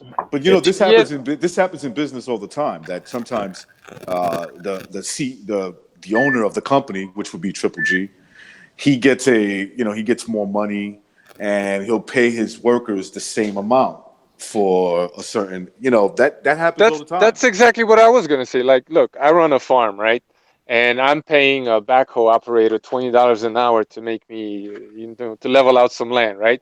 Like, if the farm starts to gross double what it did last year, that doesn't mean that your pay goes up double. I'm still paying you $20 an hour to do the same shit you were doing yesterday. If you take a hit and you gross half the next year, is he going to accept the half the money to fucking exactly right? He still gets what he gets. Yeah. You shouldn't have to hear about it. You shouldn't have to inquire about it. It shouldn't be linked to his compensation. I've had that discussion with people myself. I run my own legal. Get it straight, guys. Legal business, and certain properties are more. They pay me more than others, but my workers, depending on the position and responsibilities that they have, they get paid the same for whatever site they do. Now, of course, the ones with more responsibilities and know the work more, they get paid a little bit more than the helpers, and that's just the way it goes. Yeah, because there's no. Yeah. Go ahead, Gonzalo. Because recognize, but there's like no contract that exists that says that when you start making it big, you got to keep your trainer, obviously, right? No, because if the man is making 100 million, there's nothing that says now you're gonna have to pay this guy because that's just it's you together, no, right? Right. I mean, look.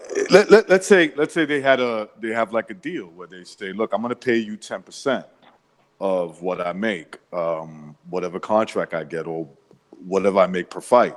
In this case, I'm just going to use the base number of 10%. So let's say if that was their deal, whatever deal he had before, it's got to be more money. Unless he's trying. You see, sometimes people are stupid when it comes to money. Okay, so he made a lot of money to fight Canelo, right? What was it?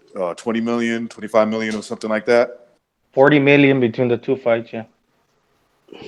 All right, so let's say he got 10% of that. That's 4 million. So let's just assume that he got 4 million. He's thinking like, well, that means that I'm getting a pay raise. No, you're not getting a pay raise. If this is a high-profile fight, you're still going to make 10%. Yeah, so he wanted 10% of that 100 million. He wanted $10 million. Right. Well, he would have to span that out through 6 fights, right? 16 a fight, 1.6 per fight. He shouldn't scoff at it. That wasn't the. He said he got offered a flat fee. So that flat fee might not have been greater than 10%. Right. Than 10% on the Canelo fights. Let's just say aggregate it was 40. Aggregate it was 40, right? So let's just call it that he made $2 million per fight. In that sense, it might have been a pay cut. You understand me? So, but that's not what's going on here. You know what I mean? There's no pay-per-view upside. That's all after the pay-per-views are in. I don't think, from what I understand, I don't know if you guys have ever seen Joe Goosen speak about this, but when Sekpak gets around Goosen, he used to go to Goosen's gym once in a while, and Goosen used to fucking rip into him for asking stupid questions and talking over him and interrupting him. And, Ellie just kind of like, he just spouts off whatever he heard. Yeah, he's a dirtbag. I don't know about dirtbag. He just seems like he's naive. Seems like one. Yeah, maybe he is, but he just spouts off kind of like whatever he heard yesterday, about they offered him $50 million. You didn't hear it? So but the point of the matter is that he was speaking to Goosen just about the trainer relationship between fighters and trainers. And Goose, actually, one of the interviews was about a guy getting to a certain point with a trainer. You bring him to a certain point, and then he switches trainers. But the point of the one interview that I watched a while back, it was a while back, but he mentioned that there was no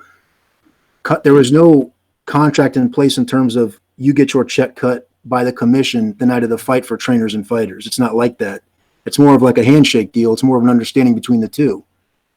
You get settled up with from the fighters and manager down the road. You know, after the fight, you take their numbers and you get your pay. So he was showing the difference between that and, like, let's say his manager gets his check from the commission. The purse goes all through the commission, and the promoters cut checks right then and there in front of everybody the night of the fight, but not the trainers. So he was indicating that, you know, if a trainer left you for his last fight, there's a lot of guys that leave with still owing money. They still owe that money, and they're not going to train with you anymore, so they're gone. And there's no way to enforce it. But it seems like they want it like that because it's been like that for a long time. I just don't understand, you know. I guarantee there was no fucking pay cut on a percentage basis or on a flat fee basis. There was no. Sanchez got it. I don't think Triple G's the type just to. What now? All of a sudden he's going to just. You know what I bet? Listen, if I had to bet, I bet Abel Sanchez saw the $2 million for each fight versus Canelo and said, "That's what I want my pay to be, $2 million a fight." And he's like, "No, you're not going to get that. You're going to get whatever. It's going to still be the 10%." It's like, you know, getting paid the good money. You put in all the.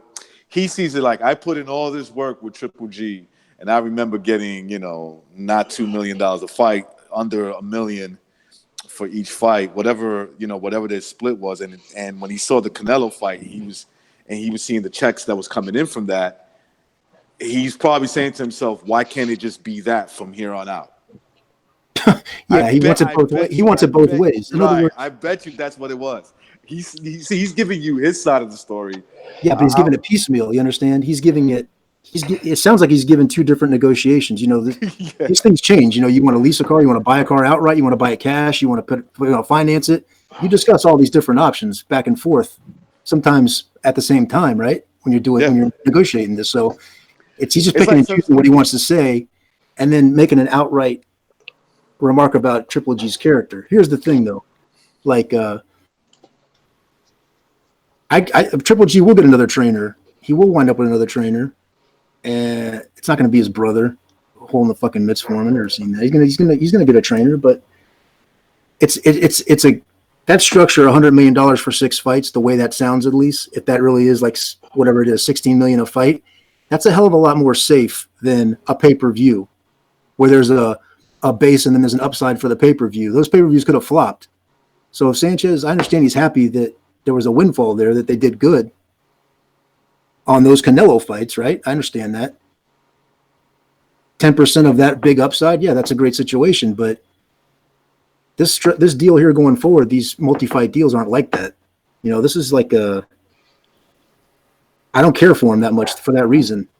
If you saw Floyd sign his deal with Showtime, the fights that you got during that deal were fucking a step down from what made his name. And then after that deal, they made the Pacquiao fight, separate and apart from that deal.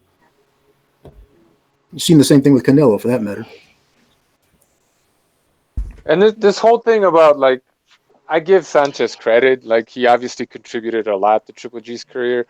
But this shit goes both ways. I mean, Sanchez's gym blew up a little bit, and all of a sudden he started getting, like, higher profile fighters too, you know, because of his success with Triple G. So, like, it went both ways. It's not like just Triple G benefited from him, but Sanchez benefited from the relationship with Triple G as well. So, good point. You know, he's just absolutely ungrateful, I think. You know, And that's part of business. That's part of current day fighters is Sanchez training. Sorry, Matrix. What other like current right now fighters is? Well, he had Joe Joyce for a while, but something happened there. Joe Joyce left his ass, so maybe Sanchez is difficult to work with.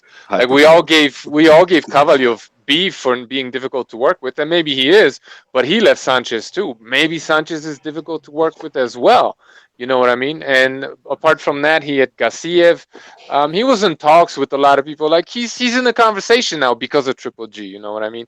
I'm Yeah. not saying he's getting like the best fighters out there, but he kind of became like Freddie Roach in his own right for a second there. Well, opposed to no fighters, right? I mean, he was retired. Didn't he come out and then exactly all this is it's exactly a symbiotic relationship without a doubt. But can I change it? Speaking of fighters and money, can I just real quick? How funny is this, right? The Ortiz excuse at first, I was saying he didn't want 5, he wanted 10 million. So you go back and you look at his stories, and he's talking at his Cuban and talk about living in a dirt floor and how he had to swim to the United States, the benefit of his family.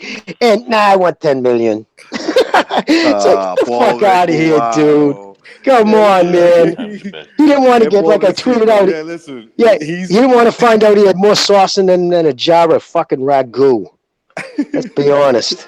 Look, he's complaining to you how dirt poor he. Oh, I was so dirt poor, right? But you turn down $5-7 million, like when you've never seen a payday like that. Literally dirt poor. Talked about living in a dirt. He had dirt. He grew up in a house with dirt floor. Oh, you know I what I mean? believe it. So, and you know what I mean? Like, I mean, so the fact that, and then to come here, you know, so, and then, nah, man, I'm holding out for 10, but now they're blaming the manager. I don't know if you've seen the latest. The manager's now threw himself on the sword and has said, come out and said, oh, I messed this up. He wanted to take the fight, but I was the one holding out for more. Right. That's like saving face, basically. It's all it is, because listen, he couldn't fucking, they would have tested him. Yeah. Fucking, you know what I mean? They would have had Jimmy, to call he's it at least 46, bro. He's at least. They would have taken. They would have had to handle his blood with hazmat suits. There would have been so much chemicals in that shit. But yo, for real, rumor has it he's 50 from a pretty good source, in my opinion. I believe that. I'm gonna just say he's at least 46 just by the looks of it. That's the best I could do. Hey, my first conversation I ever had in this show. That kid, he doesn't live here anymore. Well, one of my tenants, right? He moved out, but his girlfriend was from Miami. She was Cuban, and they're very family oriented. But her brother's big into the boxing scene, and he said, I mean, undeniably, it's like not even a hidden secret down there. Like he was, I think I was told like 48, and that was a couple of years ago, close to 50 then. So I don't remember the exact time, but yeah, no fucking way that dude is what he says he is. Yeah, there's somebody that made that tracked the chronology of Rigandao, another Cuban, to where when he was in the amateurs, they could trace down what age he really is to this date. Same thing with the baseball players. They used to have kids come up here from Cuba and they were fucking 16. It goes back to not getting. It goes back to during the embargo where there was no records really being exchanged from. You know, when you defect, it's not like you walk in with your birth certificate and your it's not all like everything's available through these two countries cooperating with each other. There's no way to verify any of this. So none whatsoever. There's no diplomatic communication, and they're 100% accepted because it's a communist country. Anybody makes the shores gets, you know what I mean, gets asylum. They don't turn people away back to Cuba unless they're, you know, But wet foot, dry foot just changed. They just changed that. But the thing about it is, for the point of the matter, though, you mentioned the baseball players when they're coming over here, when they choose to defect to come over here and play for a major league team. There's no farm system down in Cuba like there is in Dominican and the other Central American countries. You show up, you are who you say you are. Your name is what you say it is. You get and you're playing now. So I think in terms of they wanted to sign longer term deals, so they understated their age. That was the idea way back when. Now, why you do it as a boxer? I don't give a shit how old you are. I mean, he's obviously understating it, right? But I'm not sure why. Is my point. Yeah, doctors. I'm sorry. It matters. The doctors plus the commissions are going to handle you different. You know what I mean? Just by nature of it, if a New York or say you fight in wherever state knows that you're 52, they're probably not going to give you the same leeway. In terms of doing the physical, passing your physical. Doing the physical, the judge, I mean, the ref will look at it different. You start taking shots. I mean, it's just how it is. The older you get, the more receptible you are to getting really hurt. Yeah, I see that. You know what I mean? So, plus he has these afflictions that usually don't come to guys who are 38. like bad diabetes, and you know what I mean. Not to say Yeah. diabetes can happen at all age, but he had these other medical issues that tend to come to guys later in life. What about the Promotional spitting? reasons too. I mean, look at Joe Joyce. He's barely 32, and everyone's saying he's too old. You know what I mean? Oh no, I know there's True. all professional athletics is a younger man's sport, obviously, but I guess I do understand. I shouldn't scratch my head. When but you're yeah, younger, people are willing to invest more money on you. Yeah, When yeah, it yeah. comes to the sports, like right. How- Look, Luis Ortiz, if he told people he was really 50, He's They're not gonna as be like, presentable. yeah, he's just gonna be like, "What? You're 50?" Then mean, you're just a punching bag. They're just going to use you for, you know what I Right. mean? Nobody's going to invest, like you said. Nobody's going to invest into a career. you know All the you thing. have to do The is thing look is at this, him. man. This is just. I know the first show, one of the first shows that I was on, I went on a little bit of a tirade on Al Heyman and all this, but this motherfucker, if they had offered him 10, they would have asked for 20. I don't know how to say it. They just sold him out, man. They're just not fucking good. extorting. I don't think they know when to like not play that card. Well, if they wanted to offer you X amount, ask for this amount. I don't think he knows how to play that card the right way. I mean, if they offered him $5 million, okay, maybe if he would have said, "All right, let's get like 6.5," or something like that. Yeah, but they thought they had him over the barrel. They thought they had him in a bind to where the venue was already booked, the garden's already booked. Joshua's coming over here, first fight on the zone. Is he going to fight Andy Ruiz? That's what I'm hearing. That's not really happening, is it? No, Precise named the. I don't think so because Andy Ruiz is from Los Angeles, and there's not Yeah. that many Okay. Mexicans in New York for that to happen. I'm not saying there isn't, but Those Ruiz is Mexicans just are not fucked, as right? big. They named the opponent. They named the Joshua opponent, didn't they? Precise named the guy earlier. Hunter. No, not yet. Michael It's Hunter. not named yet.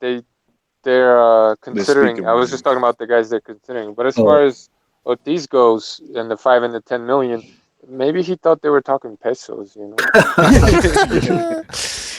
Maybe he didn't put his That reading fight- glasses on when he was Hey, reading can the you guys offer, hear me now? Because he's like 55. He needs his. Just Probably barely, not. brother. Okay, you guys that fight go might on. still happen. The Luis Ortiz fight. I'm surprised that they. I'm surprised they canceled the Miller fight.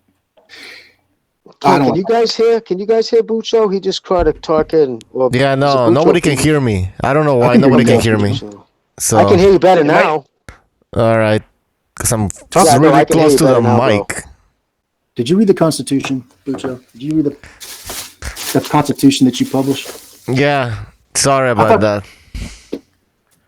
All right, you guys go on. I'll just stay quiet. I can't even talk. Go ahead. You're I loud and just have clear to- right now. I want to say one more. All right. I want to say one more thing about Abel Sanchez and firing. Triple G firing Abel Sanchez. When Manny because let's not pretend like things weren't said. Same thing with Manny Pacquiao.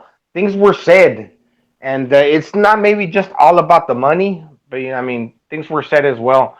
But like for example, when Manny Pacquiao, he brought him back, and he brought him back. Maybe he wasn't paying them the same, so it obviously was about money. But Manny Pacquiao didn't go as far. Correction. Freddie Roach didn't go as far as to offend Manny Pacquiao. He said he really cared for him. So you could tell that there was a bond there for 19 years or whatever the time was. That ultimately Manny Pacquiao brought him back. But He's with made Abel from- Sanchez, he looked like he really cared for the guy. He would pick him up after the fights. Look at him like very proud and always talk about Gennady Golovkin. But in the end, it was really all to Abel Sanchez. It was all really about the money. Well, He at the threw him end under of the that, bus. with Manny though, kind of at the end, he did something which I kind of find, like you just said, 19 years together. Like, and Freddie's mom used to live pretty much at the gym. She worked there, right, at the desk and whatnot. And when she passed, Manny didn't even fucking send a text. Nothing. Really? Cold-blooded. That's a fact. Was that- Cold-blooded. But didn't Manny Pacquiao work with him in his last fight? Yeah, he brought him back. Yeah. Yeah. only So took- then only took one that. The If Freddie Roach didn't obviously feel that too, I wonder if that's true or not. I'll be honest with you, Jimmy. Well, that's I what wonder- Freddie said. Freddie said Well, it. Freddie seems like the type of guy that when shit don't go his way, he'll just blurt out anything. Oh, I'm not a Freddie defender. Trust me. I think he's Because he's done a lot of the same shit Abel does. I think he's let his own personality take over sometimes. But I just know when it first happened because he was kind of vocal about it. Maybe Manny since apologized. Why did you just say he was in the corner with him against Broner? Yeah. Yeah. Oh yeah. Okay, so they probably hashed it out. They only took one fight off. They only took the horn The fight Lucas off. if I'm not Matisse. mistaken. The Oh, Lucas okay, Matisse that's fight. all right. That's cool because I just meant because listen, I knew Roach's mom. She was a sweetheart. She was a judge when I was a little kid. Actually, I think she judged one of my fights. To be honest with you, but she used to give me candy all the time when I was a little kid. So when I heard she died, it bummed me out. You guys Yeah, watched but then again, Freddie Roach didn't go off offending Manny Pacquiao. Look, he fired me. Fuck him. You know, he didn't go like as far as that. Like No, with Abel Sanchez, he fucking. I mean, he called this guy had no honor. You know, you could tell Golovkin's a really proud guy. You know. Hey Pete, I'm sorry, Pete. Were you just gonna say something, dude? I think I cut Pete off. just a quick question. Did Roach's mom pass away during the time that him and Pacquiao were apart, or he was just making a remark about? Yeah. Oh yeah, they weren't in camp or nothing. Yes. No. Manny was back in the Philippines, but again, after 19 years, you would think, right? Yeah, but I'm asking. I'm sorry. When Roach's mother passed, at that time period, were Manny and Roach separated? Had they separated already? That's my question. I believe so. Yeah. I believe so. I mean, shit, I heard Roach come back and say Roach talks a little bit, but I did hear him come back and he said he'd train Manny for free. You know what I mean? That's not even the point. That's a guy that, like you said, that's a guy that understands that his entire business, his entire gym, his entire, you know, his success as a trainer is in large part due to Manny Pacquiao. Yeah, like Precise was saying, it's true. Like, yeah, he just didn't make money off Manny Pacquiao to where, like, now, I mean, even if he did train him for free, Manny Pacquiao's brought him all kinds of success. Yeah, what I'm saying is I think Roach keeps that in mind that, you know, listen, I did my job. I did a great job with Manny, but where would I be without Manny? You know what I mean? Well, you just proved your own point. Works both ways. Yeah. I was going to say, you just proved your own point because there I was bringing up a point when Roach was upset that, what's his name didn't fucking say something about his mother. So instead of going out and eviscerating him and making hoo and hawing, which then would have eliminated his ability to just get back. Yeah. So the fact that he didn't badmouth him, or when he found out that Pacquiao cut him loose, that he wasn't going to train with him, because Roach didn't badmouth him, that's the reason why they were able to work together. I'd say if he pulled the same shit Abel did. I mean, I know people that can make up, you know, no matter what. I'm not like that. I mean, if you're going to go above and beyond and, you know, let's say something. What Golovkin said, his statement was 99% professional. He did say something about for his own for the benefit of his own career so that he could advance. But, you know, if I'm Triple G or if I'm anybody, you're going to go out of your way to, like, you know, you're going to go out of your way to rip me apart. We couldn't get a deal done on this particular fight. Once again, on this fight, we couldn't get a deal done. You're going to go out of your way to give interviews to the fucking Los Angeles Times now. You're in mainstream media talking like this. Anybody who will listen, you'll talk about it. Then there is no coming back. Fuck that, you know. I have a feeling when we find out, if we ever find out the real details, it's going to be that Sanchez wanted more money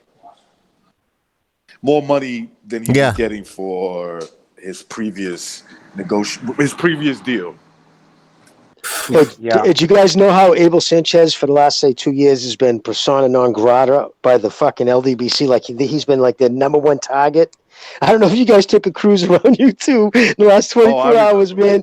Oh, they're all against Triple G now. Fucking Sanchez is getting burnt. And I'm like, wait, you just said he's a racist piece of shit 2 weeks ago. They're trying to bury Triple G like he's a con artist, all this shit. I'm like, come on, man. This guy, you haven't heard the guy say more than 10 words at a time. It's not that they hate Triple G. You know, it's not that they hate Triple G. They hate his fans. Like they hate. It's the way we hate them. They're annoying. Like they're just annoying, and they don't bring up. They don't care about, you know, real information. They care about their own made up shit. And, they don't care about facts. Exactly. Right, exactly. So when we hit them with facts in their face, they don't like us for that. They resent us for that. It's like, oh shit. It just means that they came out of they like opened fire on Triple G, like automatically. They've never been in any kind of business transaction where they understand things are. Of course not.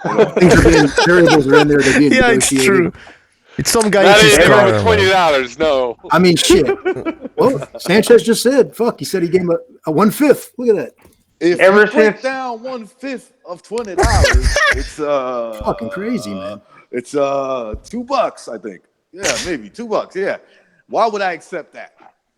Bitches with dicks, man. They're just bitches with dicks. That's all. Ever since the Europeans broke onto the scene, like 10 years ago, they see it's threatening because they're not going away. I mean, this is just boxing. So I mean, they're coming on strong because the culture over there is different. Over here in over there in the United States, people the way they live, it's more like a soft touch now. They don't train. They're not as dedicated as to back in the days. When there was more of a struggle. What do you think a guy boxing- like Roy Jones wanted to move to Russia out of all places? I know people be like, "What the fuck?" But you ever thought to yourself like he just likes their disciplinary lifestyle? Like Yeah, he they're more just- pampered. In the United States, they're more pampered. Right. They Oh, want without to a doubt. Like even the so-called like the most vulnerable people. They're to me the most vulnerable people are homeless people on the fucking streets, right? Like if you're homeless and you're on the streets, you're the most vulnerable person. Not some fucking kid who lives in the ghetto. Like no, you know what the ghetto looks like in America today? You got fucking AC, you got hot water all day. All satellite dishes hanging off the sides. Transvestite pimps with tasers. Fucking Right, crazy. even the homeless right. recognized in some cities. If you go panhandling, they make a lot of money.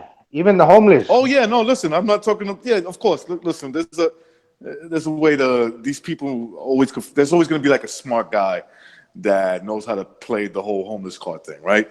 But like I'm talking about the people that are really homeless on the streets. Now a lot of them did that to themselves, right? They did that to themselves, and yeah, like with mental problems. Right, with mental problems. But like, look, those are you take these people from other countries that are in the boxing world, and you see their humbleness and their disciplinariness and how they take their what's not to like about that?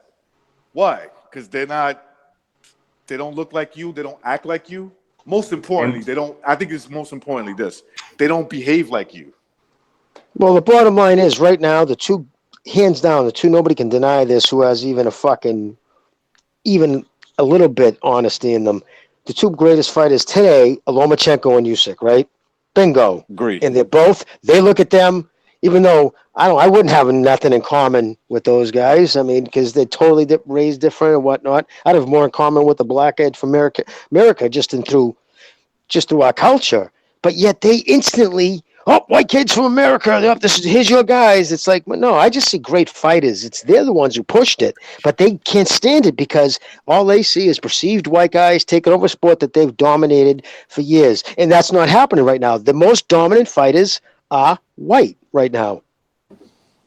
I mean, and listen, they can't if you go handle out through a history, if you have a sport or anything for a history of time, right, over 100 years, you'll see that it kind of shifts in terms of ethnicity, right? Baseball was run by the Italians at one point. Italians ran baseball. I mean, there's how many Italian names? Joe DiMaggio, fucking right now I'm drawing a blank, but you get what I'm saying. Lou Gehrig? No, Lou Gehrig wasn't Italian, but Okay. But there was a lot of, put it this way, there was a lot of Italian. I think Babe Ruth was Italian, right? Mike Piazza. Yes, No, it was. Piazza. But I think it is a race thing, man. I don't listen. Of course it is. They're not paying attention to what they're commenting on. It's the easiest thing to identify unless you're fucking blind. I don't know. Even if you were blind, you could listen to somebody.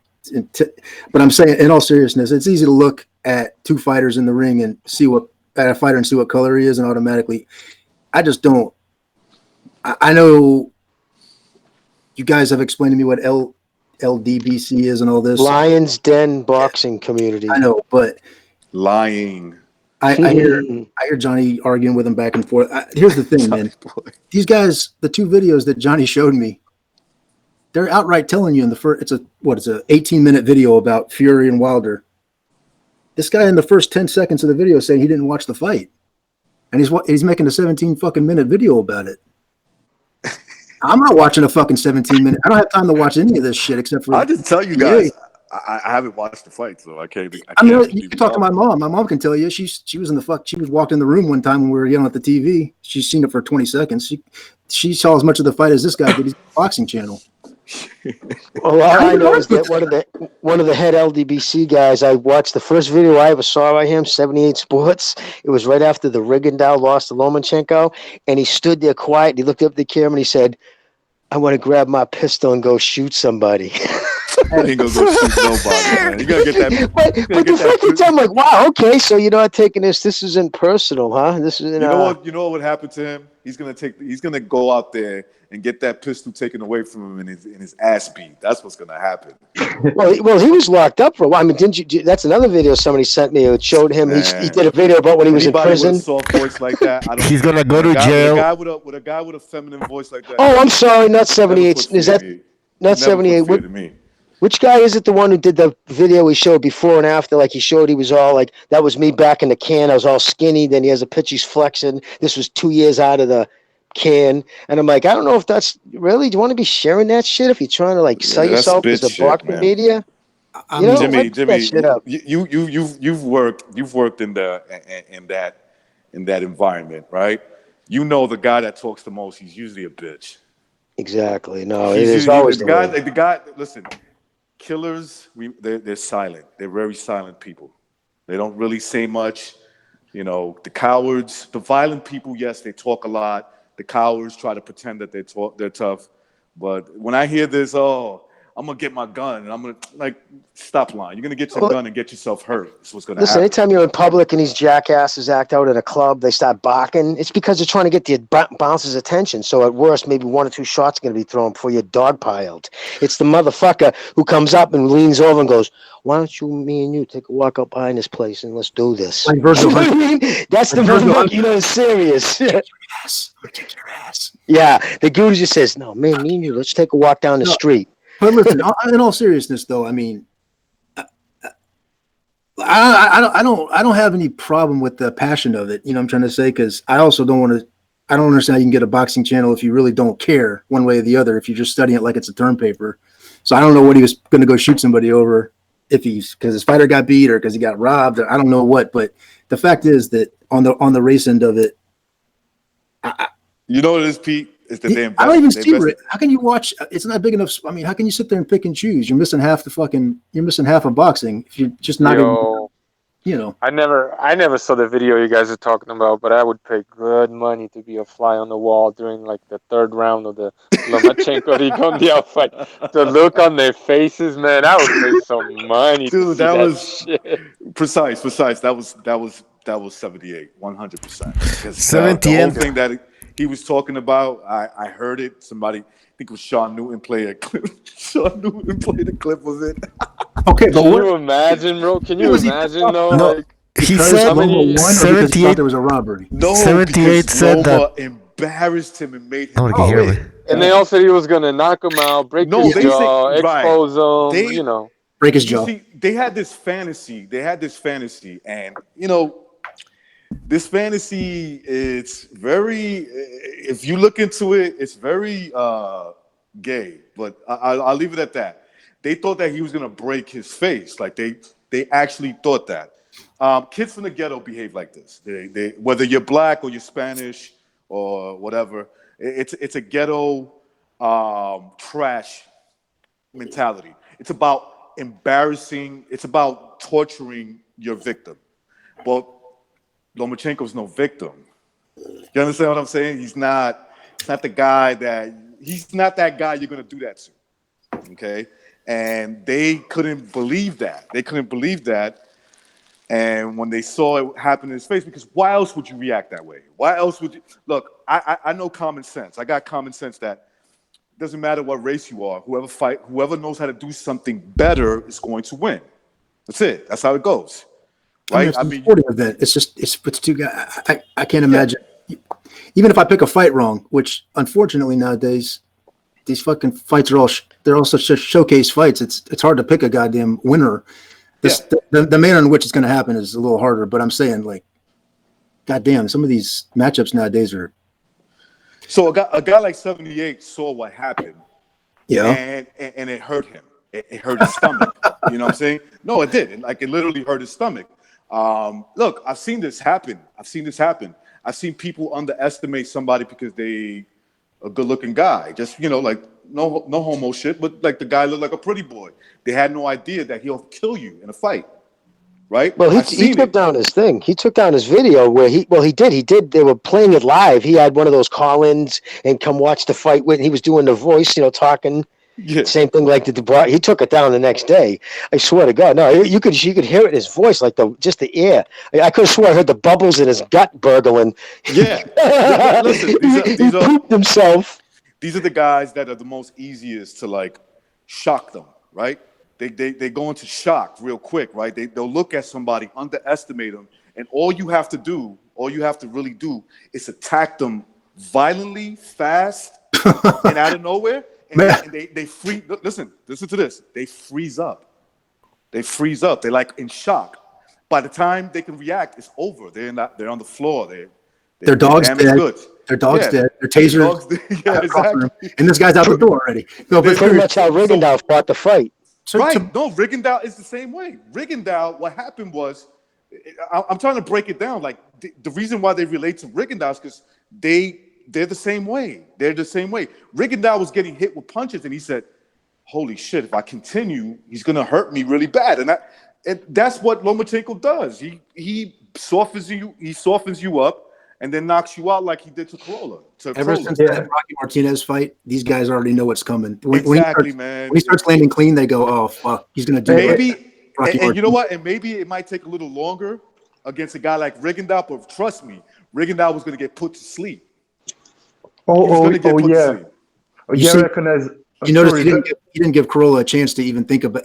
That's the first time I've ever seen him come out and just fucking. There was no. I'd love to know what Lomachenko's progression is for the first 4 or 5 rounds of a fight when he's feinting and he's feinting and getting reactions and throwing these. He doesn't do much in the first 4 rounds, if anything. I mean, it's pretty. And guys are watching him. I'm like, watch this guy fight here. Watch this. And the first 4 rounds, he doesn't do. In the 4th or the 5th, you'll start throwing those real half speed. Doesn't even care if they touch or not. Seeing if it's there, and then it just comes out of nowhere. In the 6th and the 7th, he just starts fucking, mentally exhausts you. He just gets you mentally exhausted. He himself turns it up when he. But that Corolla fight, I noticed that he didn't even fucking. There was not even much feeling out in that fight. From the first round on, he was just stepping straight in on him and throwing power shots right off the gate. But now, did he break his hand in that fight or badly bruise it? Dislocated. I feel like he might have bruised it. He just dislocated his because he was knuckle. dipping it in ice. He was he was like dipping it in ice after the fight. So dislocated a knuckle. Could have been right. This is his left hand. He's gonna wear a cast like for 5 weeks. I believe it was. That's not good. When you start dislocating knuckles, it's the same thing. You know what I mean? It just becomes more pliable inside the joint. He broke his hand in that. You guys remember that? I can't remember say this guy's name. Purya Pena. Yeah, I understand. It was in China. I understand what you say. That's true, Jimmy. When something happens, like for example, when you roll your ankle, like it's really easy to roll your ankle again because that happened to me before I broke my foot. But I just want to quickly come back to Rigondeaux-Lomachenko fight to recognize this and Pete's point. If you see the in between the rounds of I think between 2nd and 3rd round or 3rd and 4th, you can hear translator translating Papachenko's words, and he was basically screaming at Lomachenko, "Don't hit him that hard yet." And then in the 6th round, I remember I rewatched the old Precise's video where Precise basically showed that he indeed buckled Rigondeaux in the 6th round. He buckled his knees, so he was about to get knocked out in the next round. That's why he quit. I mean, again, I think that the whatever progression they go through their first 2 or 3 rounds or 4 rounds of a fight, they're on a different program, Lomachenko and his dad, in terms of how they're feeling out these fights. They're not just finding range. You see guys just getting more and more comfortable with the range. There's some kind of a progressive thing to it. Dude, he retired, the Axeman. Didn't that kid fucking stop fighting? He stopped. Well, I don't stop fighting. He quit. I'm telling you, ever since Rocky Martinez, remember that fight was going the same way. The first, he started turning it on, and when it got to the 7th or 8th, that knockout was fucking brutal, man. That knockout was an uppercut and a left hook, popped his head up and then knocked him out cold, iced him. Ever since then, these guys, when they start feeling where they can't see him coming, and he starts putting a little sting on the shots, they just say, "Fuck this, my hand," or you name it. Yeah, I haven't seen the. Used to wear an earpiece in the ring, like he had a spotter or something. You guys ever see that where he used to wear like a wired like an earbud in one ear? What, during interviews? No, during the fights. Who did? Oh wow. Lomachenko's dad. First few Might be fights. an earpiece. Yeah, like someone's he's receiving communication from somebody. Maybe he's just deaf. Not deaf, but he has just bad ears. Like a hearing device. But I've never seen one in his ears, not when the fight, you know what I mean? Like when the fight's not going on. So It's something you work out with. Are they allowed to listen to the broadcast? No, because they couldn't do that because the cameraman goes to the other corner and they're not allowed to, you know what I mean? I was thinking maybe it's to the broadcast. But there's a delay too, I don't know how he would on his, it's like he's got like maybe a two-way radio or something. Or maybe it's simply to block the crowd noises. The ambient noise. Anyway, going back to how we got to this with Triple G, and it just seems like everybody's coming with a fucking machine gun because they know half the story. But here's the thing: Triple G didn't give you much not to like about him before. You might not have liked him. Maybe you didn't like him. I liked his style. I liked his boxing. I liked his attitude. He didn't give you much not to like. Maybe that's just because he didn't say that. He was his interviews were pretty simple. Let's just say, right? I know he loved box. I know he, thought he was a good boy. Everybody enjoyed that, right? I'm sure he was trying to say good guy or whatever. But here's the thing: like, he didn't give you much to hate about the guy. Some people are turning on him now because they want to see him in big fights, especially since he just got this deal. They want to see him against a top guy, because they keep saying that, Billy Joe Saunders, to begin with, that he called him out back in the day. I dispute that because he was already in negotiations with Canelo. That Demetrius Andrade, that he's been calling, and Charlo, that present time, those two have been calling him out, which I kind of dispute that as well. Because what they call the clout chasing. I believe that's totally like clout chasing what they're doing. But they just disguise it like they really want to fight him. Precise had mentioned that it's true. You think they want to fight him now, especially since he has no belts? I mean, okay. To be fair, they hadn't made a comment. I think that Golovkin's team said that Charlo needed to earn a spot, I think. But I don't know how true that is, because I doubt, because Charlo's not a draw. So it also involves, the capability to sell.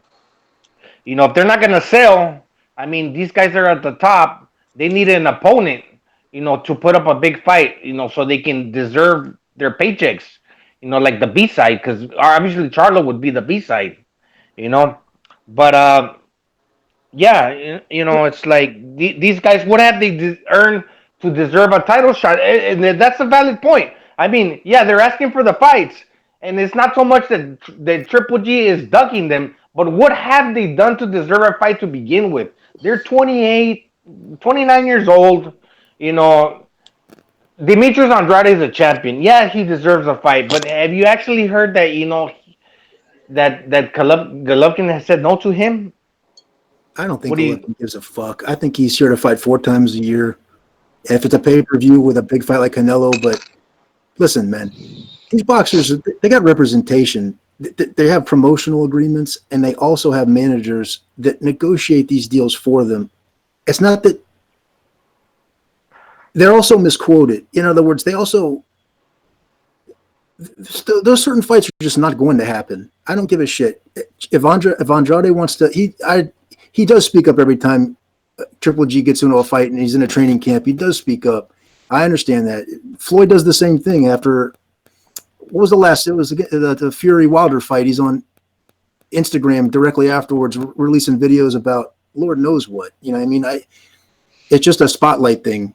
It's a self-promotion thing that they don't have to do. But the point of the matter, though, is that I don't think Triple G. I think he'd fight any of them. I don't think he gives. This year's where the bias comes in. Look, when he fought, when Canelo popped dirty and he didn't take the Deryochenko fight, and ultimately Jacobs did. They spun that as a narrative to like where, yeah, Golovkin ducked Deryochenko because he only had so many weeks' notice, you know, for a replacement. So why was he gonna take that fight? Yeah. I was going to say goodnight, dude, because I'm sorry. I thought you would. I just want to say goodnight. I didn't want to just hang up. You guys all be safe. I got to take off with the old lady. Peace, Jimmy. All right, gentlemen. You guys, I'll talk to you soon, man. Peace. Peace, Jimmy. So why was he gonna later, Jimmy? So why was he gonna put in jeopardy the second Canelo fight? Now they go as far as to say he's wasted away his career with the two. And it's controversial because you could say he got fucked, you know, with the results that he obtained, but in the end he made a lot of money. Then he got this new contract. Imagine saying a man wasted his career who broke records and made a whole lot of money. They don't understand the business. What do you mean? So where's the hate? What do you mean? There's middleweights. They're not making that money. The Demetrius Andrade, the Charlos, these people that want to like clout chase and you know say that he's ducking them. Have they made comparable purses? You know, I don't know, and nobody does know. But it's about promotion. That's how I dismiss it. Andrade doesn't know, and neither do the Charlos. They have no fucking idea what's going on during these negotiations. Who calls who? They either know and they don't give a shit, or they're just fucking snorting blow. They're skiing in between fights and they don't give a fuck. They're getting paid what they want to get paid, and for the time being, they are happy with that. Heyman's keeping them appeased. His negotiations are a fucking nightmare. There's no way. For instance, just something recently, there's no way that you're gonna be able to sign Ortiz to that fight to replace Baby Miller. There's no fucking way. Can you imagine the position that Heyman thinks that he's in with Ortiz? You got the venue booked already, the date's set. You got no opponent. You want my opponent? He'd be even worse to deal with. What do you think he's got you under the gun? So it's not about asking for 10 and getting 5. If you had offered him 10, he would have wanted 20. This guy is not about matching his fighters up with not in-house unless somebody buys it, either pay-per-view or Showtime. And he's not about making fights outside the promotion right now unless it's tremendous fucking money. And definitely not as the B-side. You understand? You got no control over that. So the point of the matter, though, is that back to Golovkin, I think he'd fight any of these middleweights. I don't think he's afraid. The whole 54 to 68 thing, he should have gone up to fight Ward and then come down to fight some 54 guy who's ready. And that's what they think that he meant when originally he's talking about anywhere from 54 to 68. But you just can't do it fight to fight. I know people hang on to that. But he's not going to, Nah, he's just Golovkin's like naturally 160 pounder. That's it. I don't think it would be an effort to drop down because he's older. But he's not like one of these guys that are weight bullies that it costs him to get down to his natural weight. So he could very easily go up and possibly down. Yeah, I don't know if he really meant that. And if he would fight at 175, he obviously wouldn't make he'd probably come in small, but still with his power, he'd be competitive. Where he could still win. If he does the little that he does say, they take this and they by the time they use it in an argument, they got it so fucking twisted around and out of context That No, yeah, it's like I was saying, like they used it was 6 the years excuse ago. with the Deryachenko fight. I mean, come on, the guy that did bad right there, that it was Canelo. He broke the potential fight. Whatever they had going on, he's the one that failed the drug test. So I mean, how are you gonna spin it and blame Golovkin for that? Now I have to say about Jacobs. I mean, he did good because he's taken on four competitors, four undefeated fighters in a row, and he's made it to where he did fight GGG, and then after that, he's getting the big purses. But he had to fight. He's been active as opposed to these guys. Even Demetrius Andrade, who has he fought? Tell me. I mean, his name is kind of blowing up. His name is blowing up now, right? Demetrius Andrade. They try to make it seem like people are avoiding him, but who has he really fought? Listen, this guy, I can't take the guy serious, man. When he was at 54, I didn't even see anything that great. Who's he fought since he's been up in middleweight? Did he fight this Arias? Colkay. Who? Colkay in Germany. Yeah, Jack Colkay had a really tough fight with Colkay. The little Ecuadorian German dude. Yeah, I know exactly who, right? He fought that African guy. Did he really win that fight? Many people did I hear that he? I thought he did, but it didn't look good for him, man. Who did Deryachenko just get done fighting? Jacobs. And no, he fought. No, that's the last fight I remember. Anyway. Who? The British guy that was actually. Sulecki? Who? Sulecki? Come on, man. Did he fight Sulecki or Koke? Koke. He just fought Koke. The one that was Koke, wasn't it? Precise is referring to. Yeah. Koke fight Demetrius Andrade, but then Deryachenko just fought Koke as well. Oh, and just for the record, didn't Andre duck Derevianchenko, or the both of them ducked each other? Wasn't that fight? I believe was ordered by one of the sanctioning bodies, and that never popped off. So what the hell happened there? You know what I mean? These guys ain't really trying to fight anybody. Derevianchenko could have been calling Golovkin out when after Golovkin signed the deal. All of them should have been calling him out. I didn't hear shit from anybody. So as far as Golovkin goes, though, Precise, I don't think. Do you get that feeling too? He don't give a shit who he fights. To be honest, I don't think he cares. No, for him it's about money right now, and whatever makes sense, he'll fight anybody. I mean, fucking, he fought Jacobs and Canelo, back to back to back. Like, who's better than those two guys in the division? Nobody proved that they are. So fuck the rest of these guys, man. I don't think he's got any regrets about his career. I don't think he should have any regrets. I think, honest to God, he strikes me as a guy. Loma strikes me the same way. At the weight, at my weight, I'll fucking fight whoever you got for me. Four fights a year. How picky can you be? You know what's suspicious to me in a weird way? I really don't know how to explain it, but I get the feeling that Triple G doesn't get no credit for the Canelo fights. But at the same time, people want to say that, I mean, obviously Canelo's a good fighter, and he's a true middleweight now. And, they want to praise Canelo, including myself. I don't see why he shouldn't, but many people, like, it almost seems like they don't see Canelo as really like that. Golovkin, I mean, he deserves full credit for being in two tough fights where he comes around and is fighting this guy, and they just don't want to give him no breaks. I mean, he's fighting this 68-pounder at 64. I mean, dude, like this is boxing fans for you. Just the other day on this show, we had somebody giving Terrence Crawford credit for considering fighting Kell Brook, and while at the same time he was shitting on Errol Spence. And it's like, what are you talking about, dude? These fans don't make any sense, man. They'll say anything just to fucking hate on the fighter. It's dumb. Yeah, right. I think that I don't see. I thought those fights were great. I can't shit on Triple G for those Canelo fights. I thought it was fucking. Hey, listen, it was a 50-50 fight going into it. Those are pretty few and far in between right now. You know what I'm saying? That's the best fight we've gotten in I don't know how many years, man. What other fight trumps that one? I don't think there is one in like the last 5 years. I can't think of any.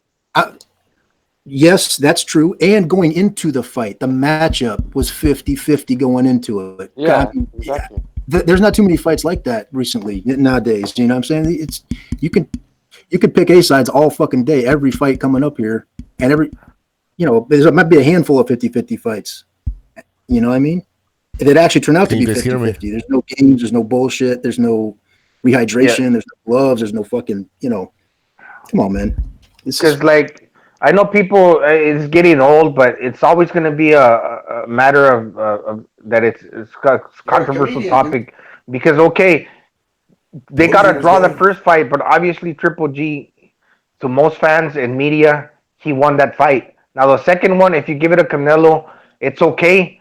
But to say that it wasn't competitive or a draw, or that some people could also give it to Golovkin, even the majority or 50%, let's call it. What's the difference that people are gonna say that Golovkin is overrated, even to the matter of his age, that it's a problem compared to like that he's not in his prime, and that he's sliding, and that there's guys that are better than him. Who is there out there? I mean, it's always gonna, as a fan, you're always gonna be doubting that can he still compete and become champion again, or but who has what proof is there that anybody else can beat him? Even Canelo, I mean, he'd be favored in the third fight, but based off the two fights prior, you could say Golovkin came out on top on those two fights, whether the scorecards have it like that or not. I mean, the proof is there. So I got no problem with the guy. I don't know. Everybody's got an opinion, so you got to kind of filter through. You can't answer to every motherfucker that speaks up, because some of them, like I said, man, don't watch the fights. You don't watch the fight. They want to launch the zone in Canada. So one of the reasons why he's fighting this guy too is because they're promoting the zone in Canada. So listen, these multi-fight deals, man, I don't think they ever work out very well, unfortunately, man, in terms of competition. But anyway, the zone's been in Canada. It's been up there. Yeah, okay, it's been here for a while. Yeah, okay, but still, for more subscribers. I mean, if it's still there, they want to promote for more people for it to sign up. Could be. Yeah, because I was gonna say it might even turn out that this Rolls guy is not that bad of a fighter. You never know. Who you got? Gonzalo? Come on, man. No, well, Triple G, but it just fighters come out of nowhere sometimes. Remember Julio Cesar Chavez when he fought Frankie Randall back in the days? Yeah, he has you think it could be like Pacquiao De La Hoya, like he could just shock the world? No, maybe in defeat he's still a better fighter compared to the other guys that wanted to put him up against, like the contender guy and any other guy he would have fought. You never know. Maybe he just like turns out to be a tough fighter, where even if he loses, they match him up against somebody else later, and he beats the other guys. Seeing as BoxRec has Jeff Horn as the number 5 middleweight in the world, maybe he should have fought Jeff Horn. Middleweight? He'd probably get credit just like Terrence did. Are you serious that he's ranked number 5? Yeah, he's above Lemieux, Derevianchenko, Andre, Sulenski. How the fuck is Horn up 2 weight classes already? He's up to middleweight? He beat Anthony Mundane.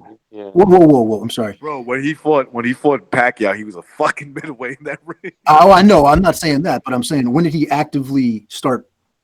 He fought Terrence Crawford, right? He was middle. He fought a local fight. He fought a local fight in his hometown or in his country. That's the one fight he had at middleweight. With the guy that's like 46 years old. He's really old, this guy. And no fights at 54. No fights at 54. He went right to middleweight. He fought at 54 like early in his career, I think. I'm not sure. I believe he did. He fought 54, then came down to 147. Jeff Horn, yes, he did. Since he's been a welterweight, Pacquiao, Terrence Crawford. Then he didn't fight anything in 54. He just went right up to 60. Yeah, correct. 155 3/4. He's on a fucking he's on a meteor too. He's already ranked. He's 5th ranked too. Yeah, they better watch out, man. Triple G would fucking. No, the Hornet is coming, man. He only lost to the greatest pound-for-pound fighter in the history of boxing, and then he beat that other greatest pound-for-pound fighter in the history of boxing. So that's true. He's well on his way. His resume is beyond reproach. That's a good point. Come on, man. Jeff Horn. The Hornet. Fucking rankings. Well, listen.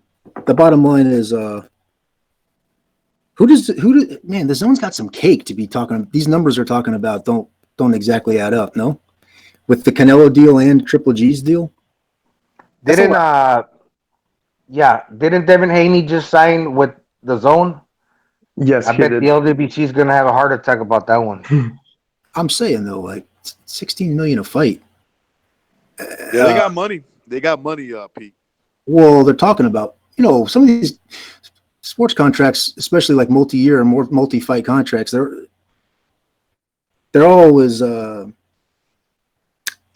this quarterback signed a 6-year, as he could earn as much as $500 million. You know what I'm trying to say? There's incentive packages in there and milestones, and there's also base, what it could be, the least it could be.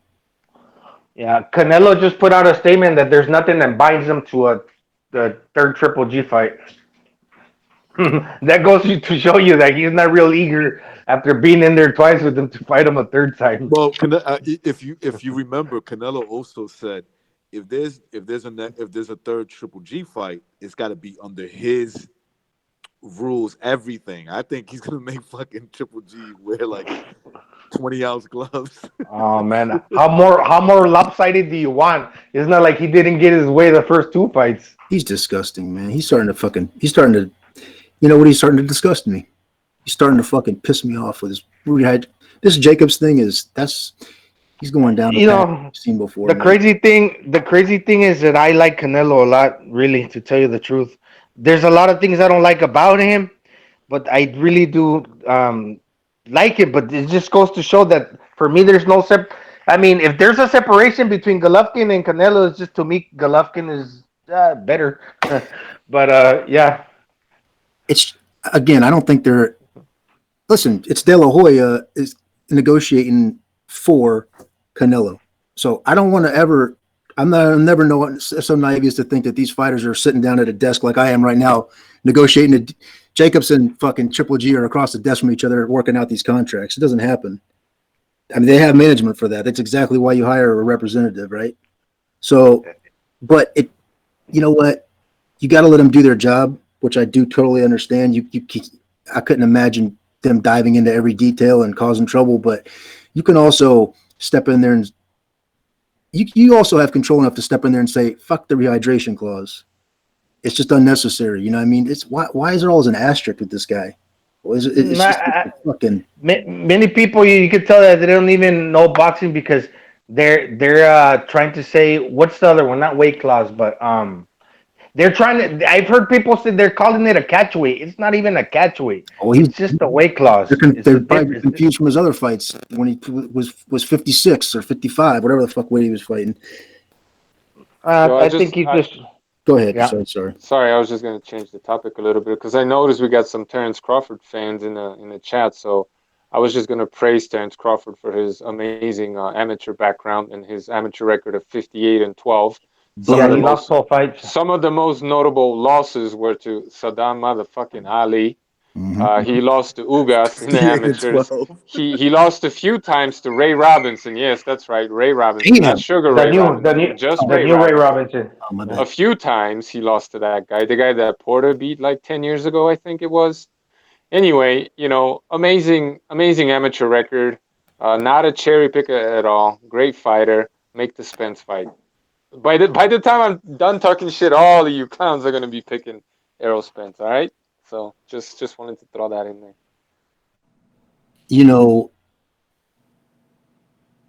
Again, man. I even the people in the chat. Who are we talking about? Some of these guys. I think this channel here in general, I think is typical. I think we're about as hardcore as you could probably ask for people that got a living to make besides boxing. You know what I mean? But how many people think fucking flaws, man? A lot of holes in this fucking game, man. How many people on this channel that thinks that these guys are like fucking like flawless almost? I mean, nobody's flawless, but like, I don't know. I look at them and I see, what the fuck is the big deal? Both fighters. I'm talking Spence and Crawford. I think both of them are. I think both of them are overrated. To be honest with you, it's a battle of the unprovens. They're just gonna. It might be a shitty fight. To be honest with you, it might be a shitty fight. They might start fucking stinging each other, slapping, cuffing. Spence don't know when to go forward and when to come back. You don't know. He can't finish. Crawford can't box sometimes. So it's kind of like it might just be a shitty fight. You know what? I had seen that record too. Or well, I heard somebody speak about it with Crawford. I was really surprised because out of like 50 something fights to have 12 defeats, I mean, and you're supposed to be this great boxer. So where have you been accomplishing this in the pros? Well, obviously he's undefeated at 30 some fights with careful matchmaking, possibly. And to this point, he all of a sudden just developed into this unbeatable, unstoppable force. It's nonsense, bro. It's just Too many. promotion. Bob Arum is the best promoter in the history of boxing. That's all that is.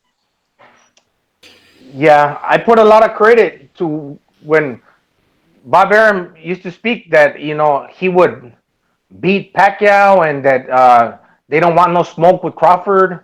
He's just the greatest fighter ever, and it's like. But to tell you the truth, is how honest is that from Bob Arum to make No, those Bob statements? Arum, when they first asked him about that fight, when Pacquiao was already, I think, like 37 or something like that, he said, my matchmakers think Manny is too good for Terrence. That's what he Yes. said. Yes. But Right. after he said that and people started running with it, Yeah. Yeah. that wasn't the mainstream narrative. He changed his tune after that. But if you remember, when they were trying to make that fight, Crawford was asking Pacquiao to come down the weight. Crawford was asking for $8 million. Crawford never wanted to fight Pacquiao. Okay, now that Pacquiao is old, they're using his name now that he's in the PBC. Now he's talking all tough about fighting Pacquiao. Get out of here, man. The Terrence Crawford ducked Benavidez, bro. They protected him from fucking Jose Benavidez when he was still somewhat of a hot prospect back at 135 pounds. They didn't want to fight his number one contender, Lipinets. It's because Terrence Crawford vacated that division that fucking Mikey Garcia became the lineal champion that he still is to this day at 140 pounds, fighting a fucking Lipinets, man. And he vacated too. Speaking of Mikey, huh? He vacated.